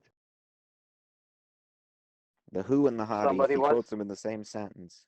Well, Do you have any responses? the World Health Organization defines pinpricking or even scratching. I would that say he just draws rests any tiny bit rational of case. blood. He has Let no. him finish. Let him finish. The WHO literally Oh, I a can't hear. I pinprick don't know. I is can't hear described anybody. as FGM. In London, England, they are considering women that have piercings as victims of FGM. Yes, You can and look it up. There's artificially articles inflating all the over. numbers over there. If you are an adult woman and you go to a piercing shop and get a piercing on your genitals, you are considered under the NHS to have had female genital mutilation. Also, by the one of WHO. The other Muslim was saying, Mohammed Qasim was trying to argue that I think, and I want clarification. Did he say that hodectomy is legal in America? And Yeah, that's if what I said. so- He did. Okay, Yeah, well, we're that's against- not true. Let me finish. Let me finish. It's legal in 15 states, but go Well, ahead. we're against male circumcision, and it's legal in the United States. So that is not a hypocrisy on us, Muslim. Yeah, And no we're problem. against You can be intersex against. surgery. Sure, you can be against if you like. Obviously, if I was in your shoes, I don't know if I might take a different stance. But the thing is, when it comes to religious, we start with the premise that Islam is true. So based on that premise, we accept Yeah, we the don't. laws that comes with it. Simple as that. Yeah, it's very simple. And But we it's never- so Very, simple. very simple. It's so simple that this is why I don't indulge this kind of debate hardly ever, because it goes absolutely nowhere. We're operating with two But we're entirely indulging separate it now, worldviews, and we're whatever never going to kind of debate, reconcile. right? I mean, we're debating with This someone is a who says that dead-end a argument. hodectomy is totally fine, even though he Well, would hold be on. disgusted if it were to be done to his sister. He thinks it's fine because it's in the Hadith, and Muhammad's okay with it. But So I it's tried to fine. ask him and he didn't respond, Aziz. I just want to know, Go how ahead. do you say scientifically, logically, how is removing the hood How is that not mutilation in your mind? Like I said, I was saying that the female version of the male circumcision, the hodectomy, the clitoral hodectomy, There's no such I thing. think it might potentially be justified in Islam. Like I said, I'm open to that. Nothing beyond that, of course. No, but is it mutilation? It's equivalent to it's equivalent to the male version. So, like I said, I don't practice that. I don't think it's required at all in Islam. I don't. I'm not knowledgeable enough to Question, say that it's sir. forbidden. Yeah, that's not the but question. Stop interrupting, warning. Okay. Oh, and I did want to address a point Before made you by move on, Learner of please answer the Skills. question. One at a time, Answer the question. please. Okay, hold on. I want to actually address an earlier point. So Learner of Skills did post an No, article. come on, man. This is not fair. He's not addressing the point. And you're not answer the referencing question. I anything don't put care in about your text. I next explained that to you already, Aziz. You're capable of understanding when I tell you don't respond to the text chat in voice. Okay. Okay. Sorry about that. Shogun, No may I problem. ask you a question as moderator, please? If it's a moderation thing, just put it to DMs or suggestions. If we're staying on topic of the actual discussion going on right No, now, which is circumcision. It's on to the So topic. I've asked It's Aziz on the many topic. questions, so please try and listen to what I'm saying and give us a direct answer to this. So is it not wrong to harm another living being against their will, without their consent, and permanently mutilate them, or if you prefer another word, permanently amputate a healthy and functioning part of their body without medical necessity, exposing them to unavoidable levels of risk, however low, of death, infection, amputation, loss of testicles, loss of penis? And is it not wrong that every year children die, are mutilated and amputated without their consent because of complications of circumcision, which is medically unnecessary, and that if circumcision were desired, it could be done when medically necessary or when the adult can consent to what they're doing to themselves? But we should simply not be doing unnecessary medical surgeries that are not perfectly safe and that also cause pain and suffering that are unnecessary without consent. How can you avoid this sort of overwhelming moral argument against circumcision without Can reference to the Quran or religion? Okay, so your initial statement, I agree with. As a general principle. However, where I disagree is that I don't believe that this is causing the harm that you think it's causing Mutilation. to the child. In fact, in my view, it's benefiting the child. So that's where I disagree with you. There's a temporary pain, and obviously there's going to be a little bit of bleeding and pain, but overall, that child will be better off. The But loss of children do tissue die. is permanent. It's mutilation. So I knew that you were going to play that game about harm. So let's ignore the word harm. He had a full sentence, and the question included mutilation, which has been defined for you several ways. The permanent removal of healthy tissue is mutilation. Why are you okay with mutilating a clitoral hood off of a little girl? Better yet, Aziz, perhaps you could answer your own definition of mutilation if you haven't already. So I don't think it's mutilation. I think that's kind of exaggerating and going a little It's too by far the on def- this. we gave Stop. you He's we got the don't mic. even- we He's don't got the even mic. agree on the Aziz language. has the microphone. Do not interrupt him, guys. Yeah, oh, thank you. Thanks there, bud. I appreciate No, that. it's just the server rules. Everyone needs to follow them. Yeah, I mean, I don't go so far because the thing is, mutilation is very loaded language, and it's conveying certain concepts to you. So, I discussed this with Shogun earlier, like in a previous chat, and so I told him, I said, look, if you were to cut off part of the earlobe, I would consider that to be mutilation. I mean, it's visible, it performs a function. I want to punch your fucking face. And it's not just. Hey, hold on a second. It's not just skin. You're removing cartilage. It's a lot more than that. But this case, I mean, in some sense, it's maybe at the closest. It's obviously more than cutting your hair, but it's not like removing a nail. It's not like removing part of the ear or something. It's sort of in between in that strange category. Maybe it barely falls into You that just said category. it's It's between literally cutting the a part of the nail. penis that's That's inside the that's woman over the during line. It's sex. nothing like. You obviously missed the earlier conversation, Aziz, but would you do me a favor and actually read the sources that the people in this room are going to provide in circumcision chat down below? Like, please actually consider it with an open mind, and don't start with the perception you have that it's just a piece of skin. Try to actually read and learn a little more, and we'll read everything you post as well, okay? So we'll I read think everything you post that's pro-circumcision, but please actually consider and look at what these people are going to post, because I have a feeling that if you do that with an open mind, you're going to learn a lot of things that very much surprise you. Because I can tell you the foreskin is not just skin, not even close. Like, it's a complicated thing that has a function has a purpose, is loaded with nerve cells. It changes the way sex is for you, changes the way you enter a woman, changes the way sex is for her, changes the way it looks, changes the way you feel. And also, the trauma that is inflicted during circumcision is pre-verbal trauma, and there's tons of evidence about the huge negative effect that pre-verbal trauma and abuse causes in infants in particular, or the younger you are, the more traumatic and harmful it is. So when we do this ritual industrial level of trauma infliction on infants who are pre-verbal, that trauma creates long-term neurological, emotional, psychological, hormonal differences that are very bad. This is why, as a principle, we do not inflict torment on infants unnecessarily. And from a moral and medical point of view, to inflict pain and torment on infants unnecessarily is both irresponsible, unnecessary, unethical, uncompassionate, and immoral. Shogun, can I ask you a question? I don't want to divert the conversation too much, so it's gonna be real quick. Say there was a situation like someone consented to being eaten, would you then want the person who ate the person to be prosecuted, or would you say? But that's totally a derail. We can discuss those kind of things in the regular round table, but that's not really pertinent to circumcision right now. Yeah, that would get into the ethics of euthanasia and all that. And I mean, and I would be against that, but I don't want to get into a big debate about that. But Shogun, okay, I would ask you this, okay? I understand. Let's go to something a little lighter, okay?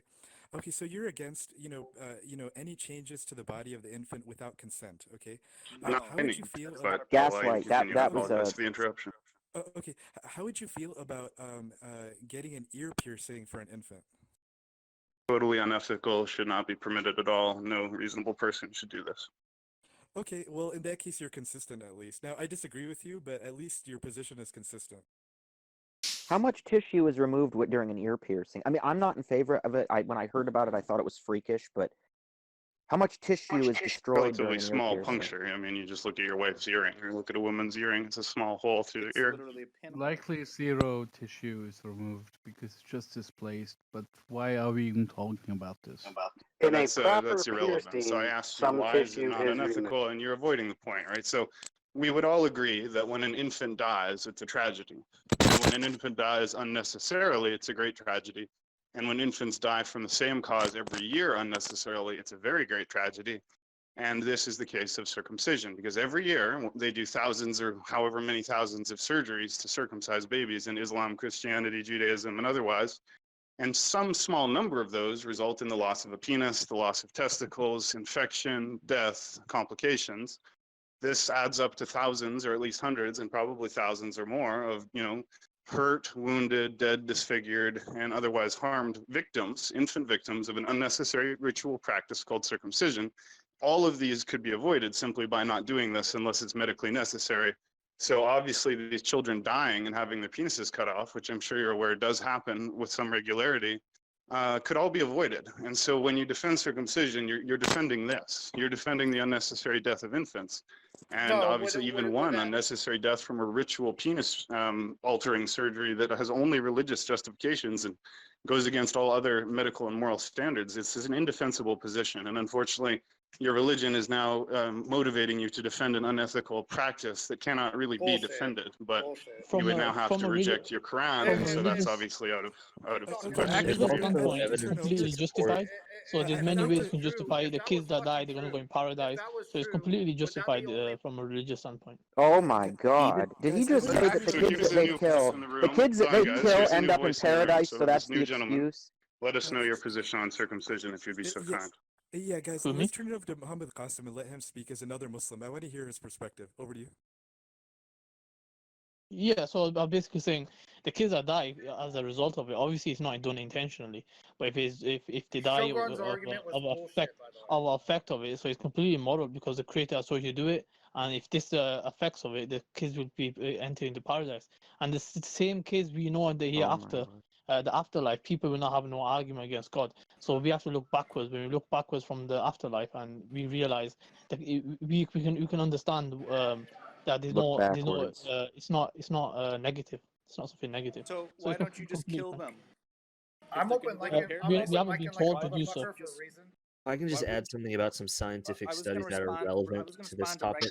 Okay, guys, let's all be quiet. I don't know who has the mic right now, but I just want to remind everybody This is a heated topic. Circumcision is an emotionally loaded topic. It's actually a huge trigger for me personally. I've been triggered by it before. Your defense for that last But argument nevertheless, was we total still need bullshit. to maintain the audio quality experience. So let's all remain calm, I would take assume turns. the golden Again, constant. so what's just been expressed here is a purely religious basis. And he's saying, well, if God wants us to do it, we have to do it.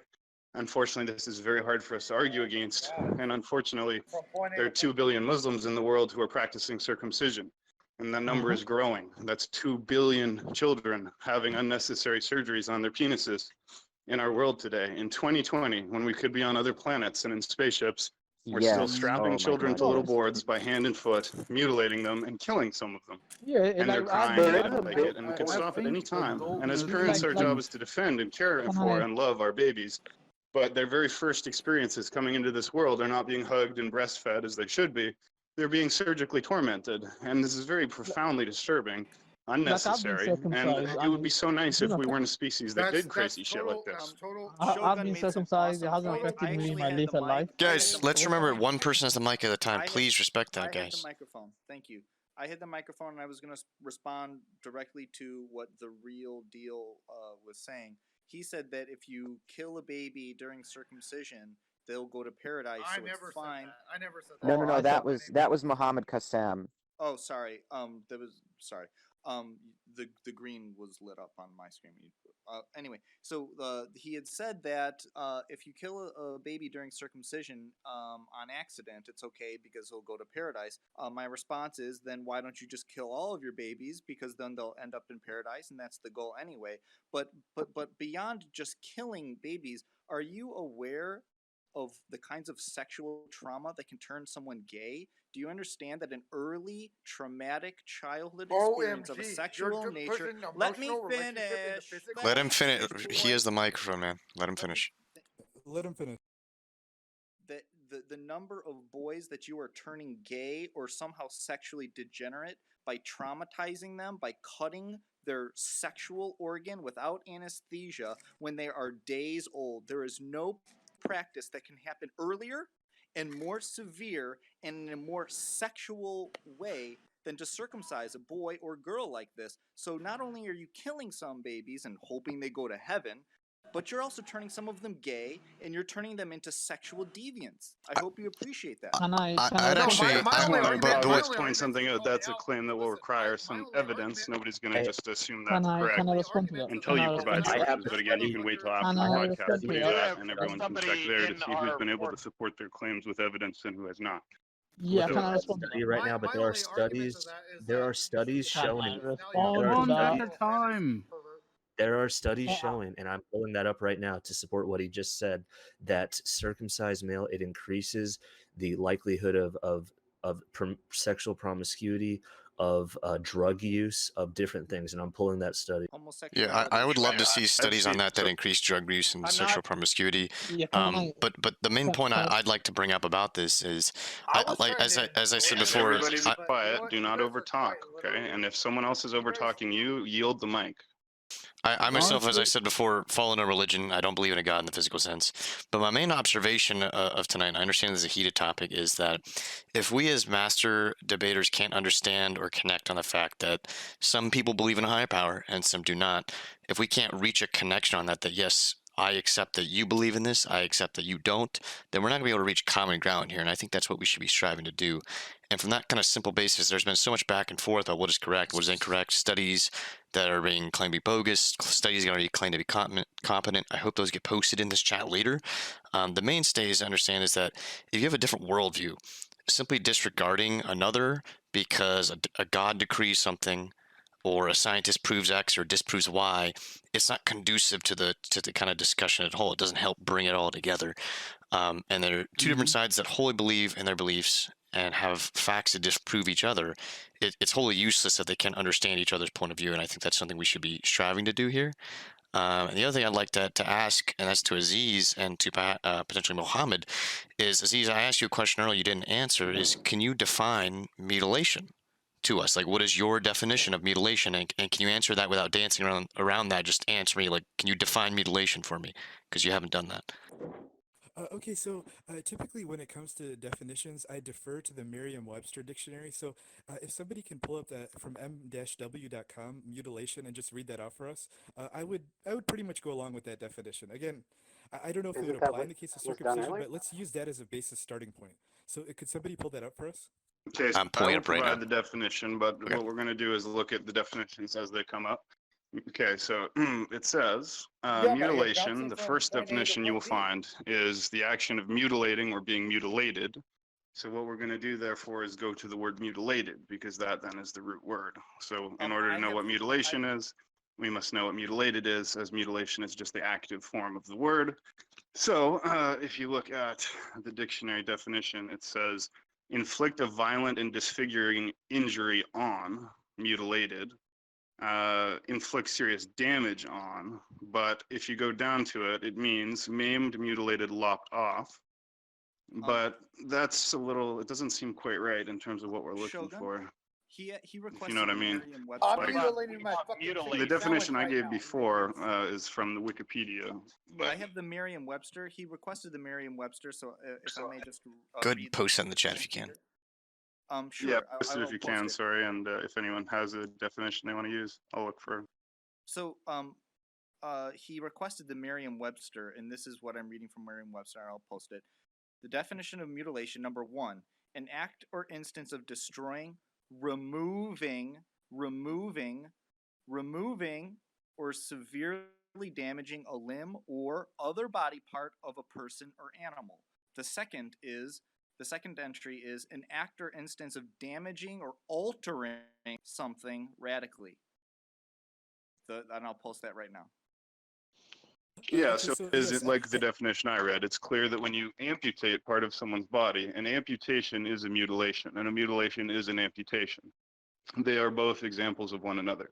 If I amputate you, I mutilate you because your body has had You part have of it to cut add the off. word As I unnecessary. explained before, Aziz, when you argue that male circumcision or any form of circumcision, but in this case, male circumcision is mutilation, you argue that it is not. It's not actually a position that you're arguing. You're arguing with the meaning of a word. And this is something we essentially can't allow because then you could deny any word and then there's no further debate. So if the question is mutilation, the technical, specific, linguistic, literal answer is yes. Circumcision is mutilation. There's no way around it. Find that what you're really saying is my religion, Defining point is therefore mutilation is not unnecessary mutilation. But that's amputation. not correct. You are mutilating your sons when you circumcise them, according to the meaning of the word and the definition. But you believe this is okay. As we all know, we do not believe this is okay, right? And that is the core of the disagreement. The problem is your conviction is religious and therefore unshakable. And in order to get you to stop circumcising your sons, we would first have to get you to, stop believing fanatically in the Quran. And that obviously would be very difficult. And it's outside what we'd attempt to do in this podcast or any podcast, probably. So at this point, we are arguing with the dictionary. There is a huge part of this that we have not brought up, and that is restoration and or regeneration. And I bring that up partially because we have someone that makes a device that just joined. So. Wait, who? Harry just joined. Yeah, I want to I guess avoid all What I- types of vitriol, but I have to say that the stance that Aziz has taken is actually a criminal level of indifference to the human rights of people, to the natural rights of people to remain untortured and unharmed. It's a fundamental immoral stance you have on this. So. Well, Human and that not- was kind of the the rest point I is was not- trying to make the before rest is of it. If you don't see it from a religious perspective, it's just completely incomprehensible. Why could they ever do that to their child? And that's what my entire point was before, is trying to understand that. Hold on. Aziz, using the definition you posted, an active instance of destroying, removing, or severely damaging a limb or other body part of a person or animal. Do you disagree that is circumcision? Yes, I would say that applying the definition, it doesn't fully fit because if you carefully look at it, it says destroying a limb or body part. We're not destroying the penis. Let's Removing the A penis. body part. The No, hold on, foreskin hold is a on. let's say body he's got part. Moving as well. We saw We're that, not. or lopped off. destroying, removing, or severely damaging. With him, There's a with comma him, there. Arguing with he the he is dictionary. challenging. Yeah, wait, guys, let him get it.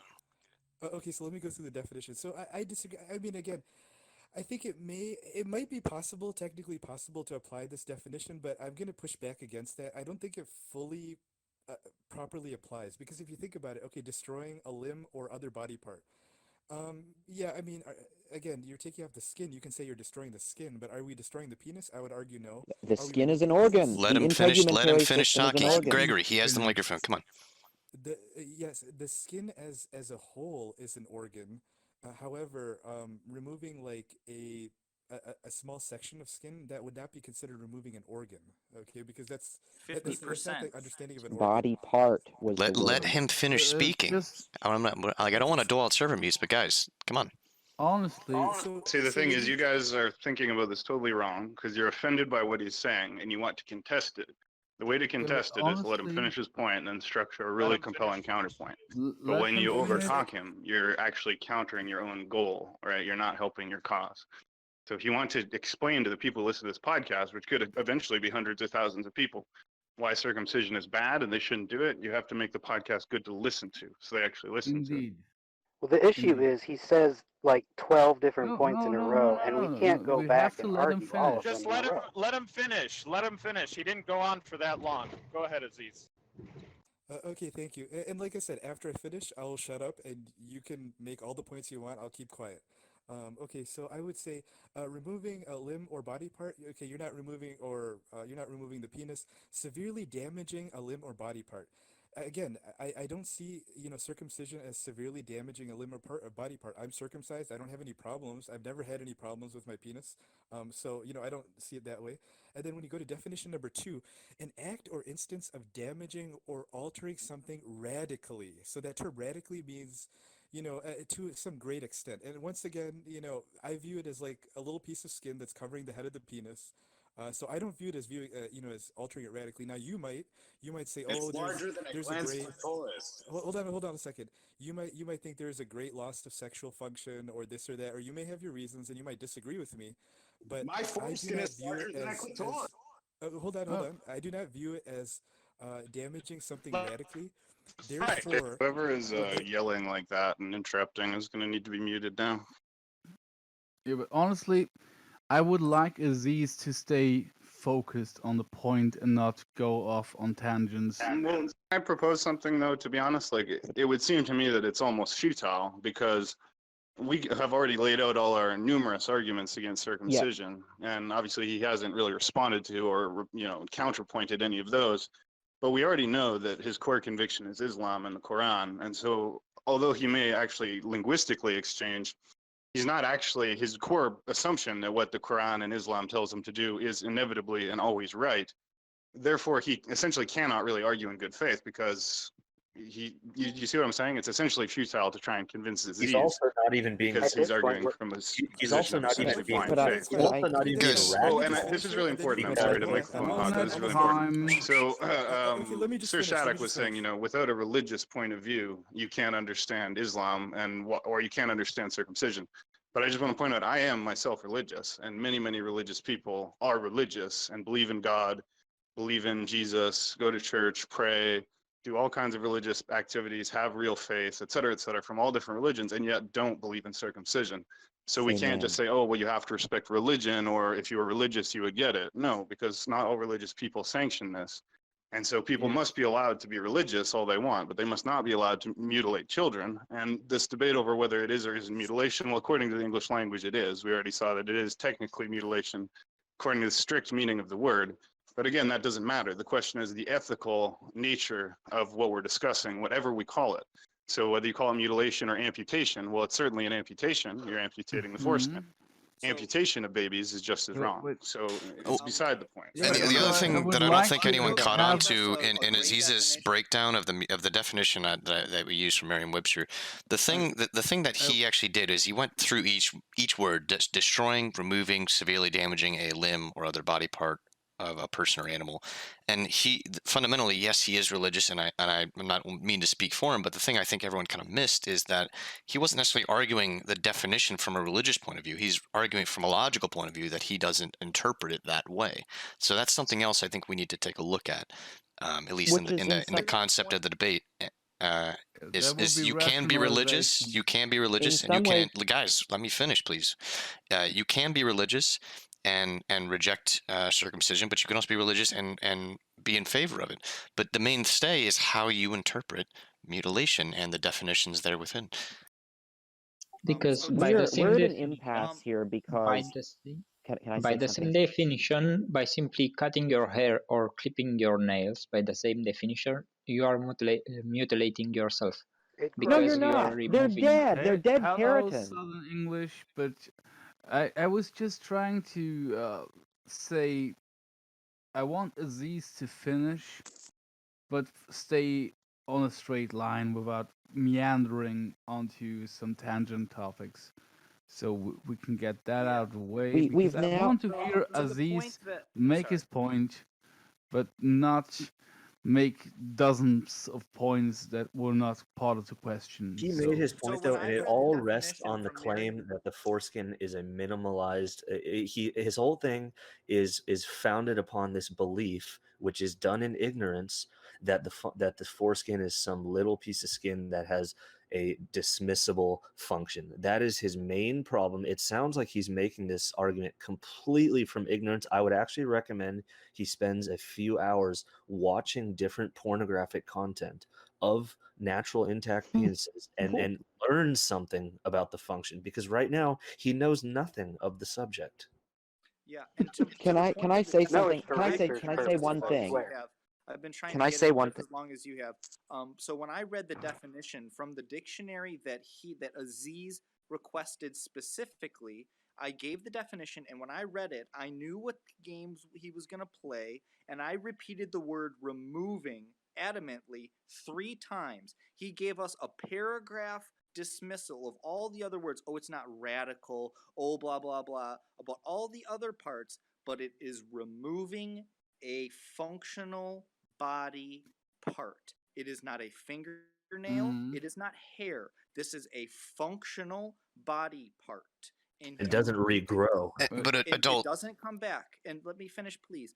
It does not regrow, and you didn't acknowledge, you dismissed that it is removal, but it's not significant. But then you stuck to a regimented dictionary interpretation of all the other parts. You did not stick to a regimented, logical acknowledgement of the removal of a functional, healthy tissue that does not regrow. You need to go back and go to the first part of the first entry of the dictionary that I knew you were going to play word games with, so I repeated it 3 times. You did not explain how circumcision is not the removal of a functional body part.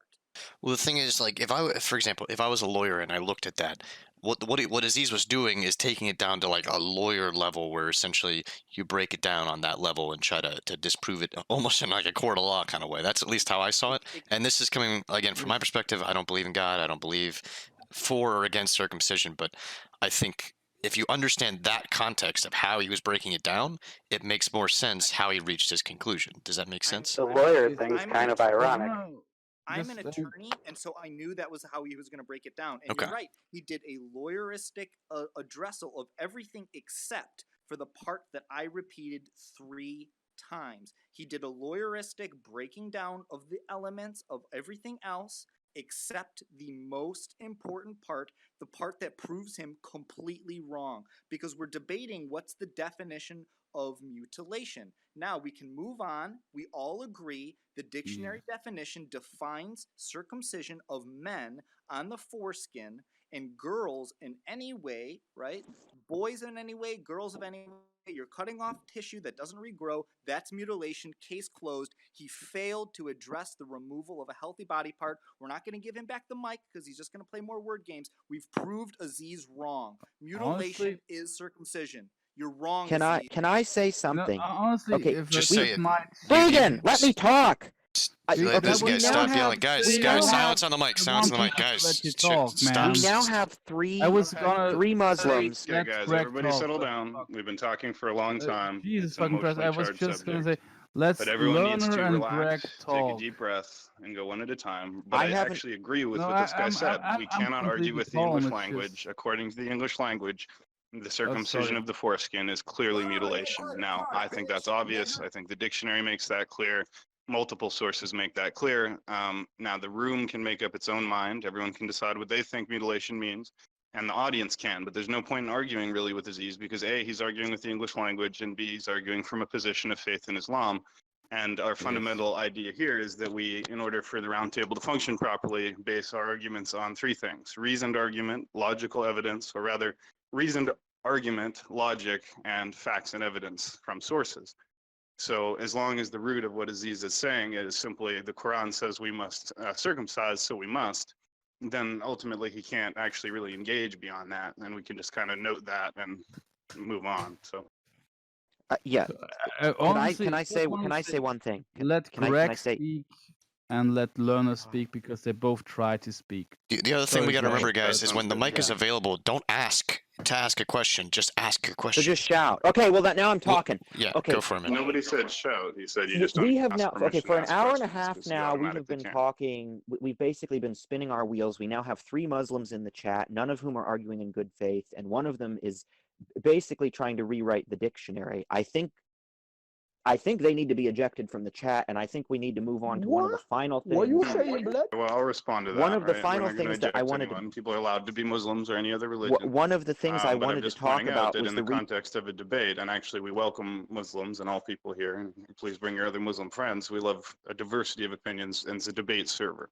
So we do you look said for that debates, challenging the right? And you dictionary could wouldn't be argue, but I'm just accepted. saying, right? If your position is, well, the Quran says this, so it's true, you actually can't really debate, right? Because there's no, it's not actually open to all the avenues of debate. So no matter what you could possibly say, and believe me, I know this because I debated quite a lot on theological subjects with Muslims and other people. It's an almost unassailable position, and it's a topic for another day, as we have done Islam debates. But as for circumcision, since I'm taking the mic, and I apologize, I'll completely get off the mic after this. Circumcision is very painful for the baby, very, very painful. It's unnecessary.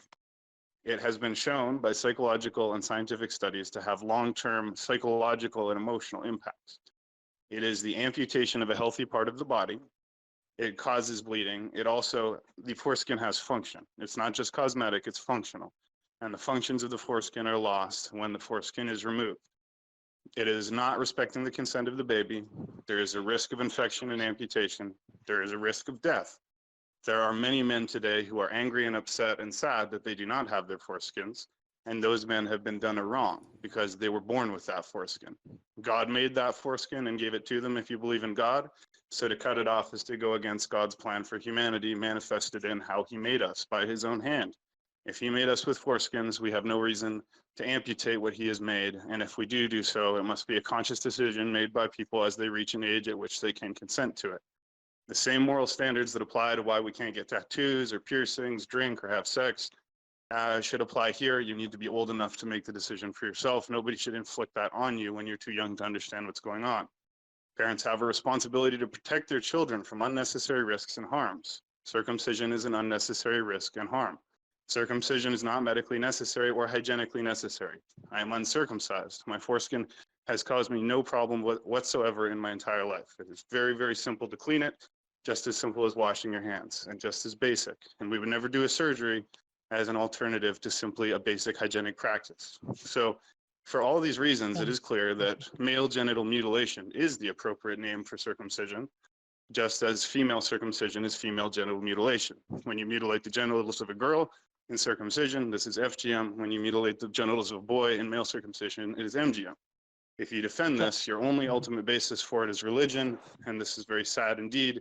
But if you base it on logic, on reason, on ethics, on compassion, on love of your child, on the safety and security and well-being of the child, if you value consent, do not circumcise your children. Please help us break this intergenerational cycle of abuse, right? Because that is what this is. Those who are abused are more likely to go on and abuse their own children. If you have been circumcised, you are likely to circumcise your children. This is a perpetuation of an unnecessary and dangerous, harmful practice, right? And Can we I could mention save some? lives if we did this less often, and Yeah, the world can I would be a comment? better place. So Yeah, please, can I please just don't comment? Yeah. circumcise your children. Anybody listening to this, male or female, if the doctor says it's necessary for a medical reason, do it. Otherwise, please do not take a knife to your beautiful little boy or girl. Yeah, can I mention some points that almost every medicine you consume, they have side effects, and people do suffer from these side effects. Even your kids just going out on the street, there's problems that occur. They get into fights and stuff. So you can make the same argument. Oh, say risk. Keep your kids home, keep them locked up. Or you can say don't have any sort of medicine. So likewise, I would say this is one of those things that people do. There are exceptional circumstances where they would maybe could die by it and stuff like this. But likewise with any medicine, if you look at the side effects on the paper, on the actual paper, you'll see there's many side effects, even death, even like you can faint and stuff like this. So I would say it's the same thing. So I would say circumcise your child because it's much better. It's the way that God has commanded. Okay, you don't give medicine unless there's a disease. If people are dying from the medication and they're being given medication with no disease, that doctor would go to prison in a heartbeat. No, I'm talking about medicine just for maybe a headache, and even that has a side effects list. Even minor illnesses, not major illnesses. So by extension, I was me abundant. I was circumcised without my permission. I don't know whether my life would be better, my penis bigger, or whatnot. But all I can say is my mother was not allowed to know that the doctors were circumcising me until she held me in her arms. That sounds pretty sick. I'm just gonna throw that out there. Yeah, I want everyone to know Yeah, this is legal in the Western depending on how countries. old you are, they were not asking permission in order to do it. Although the timeline for that is not. Yeah, entirely I just clear. want to. I want everyone to know this is a legal practice within the Western country, and the way it's making out like it's some sort of illegal act or some sort of major crime. It's none of that. It's completely legal for the parents to do this to the kids. They have full right over the kids. The kids could have the parents could have destroyed that kid when the child was in the womb if they wanted to. Yeah. So Yeah, but likewise, Mohammed, if What kids would do what whatever would they what want with would their Allah parents, then think they of do that? What would Allah think of Parents do abortion? not have complete rights over their children. Yeah, but Mohammed, just because something's legal doesn't mean it's moral.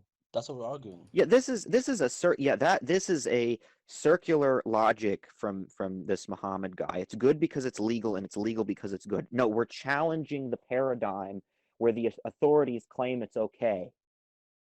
Okay, where do you get your morality from? Because I have to understand each of your worldview, and I can debunk it.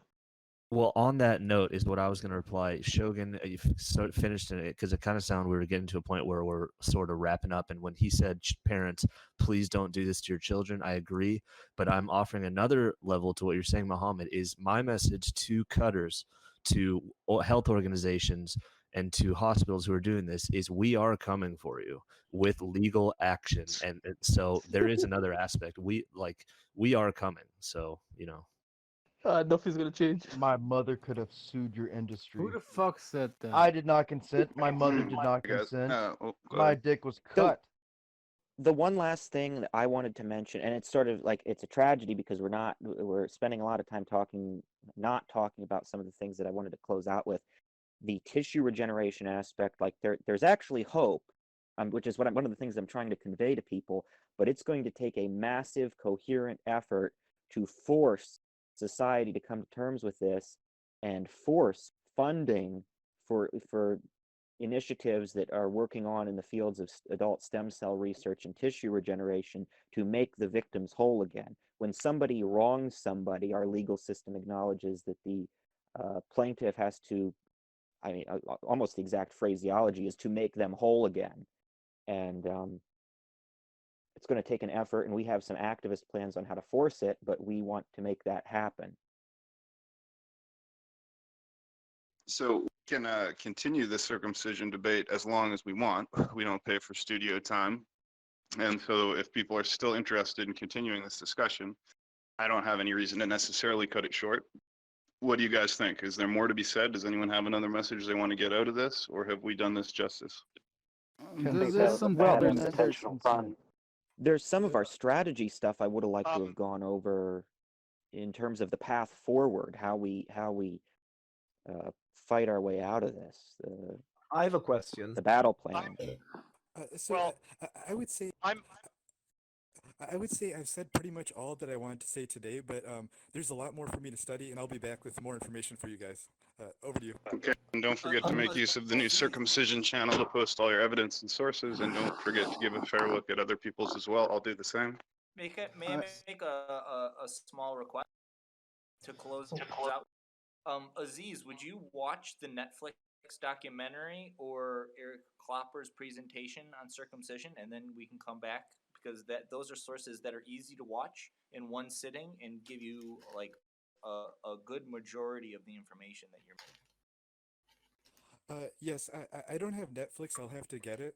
I'm willing to watch the documentary, but if you are also willing to read a couple medical articles I send you, as well as maybe a medical procedure video. I've already read them. No, I doubt you have. I'm sorry, you have Well, not. if you're going to ask him to look at one thing, you should be willing to look at something else, and he didn't even tell you what it is yet. So for you to say you've already read them doesn't make sense unless you have psychic powers. No, he might have read them because these are common quotes, man. I'm happy to take a look and make sure that I have already read, but based on what he has said, I've already read not just the abstract. Well, the point is, right, you guys can provide sources, videos, put it all on the Circumcision channel, not just this debate channel, but also the Circumcision channel down below, because this section will be lost as new special events are done. It will go up and be lost in the past events. But if you put it in the Circumcision channel, everyone who's interested in continuing this discussion will be able to find everybody's sources, and everybody who is part of this podcast will be able to see the sources people provided for what they said today. Now, is there anyone else who wants to make a statement about circumcision? We're not going to go back to square one since we've been over it so much. Yeah, I'd have something to say about the kind of the debate as a whole. I will force myself to speak. That's not how we work here, Fifth unfortunately. Time, let's say, learner of skills You can go wanted to say next, but something. for now, let the Sir Shadow go, and then you can speak next, Fleegan. Who's I don't want to speak. I want learner of skills to speak because he was trying. He will get his mic in turn. The one thing I want to say, like I said, I've repeated multiple times in this debate that I am in the discussion.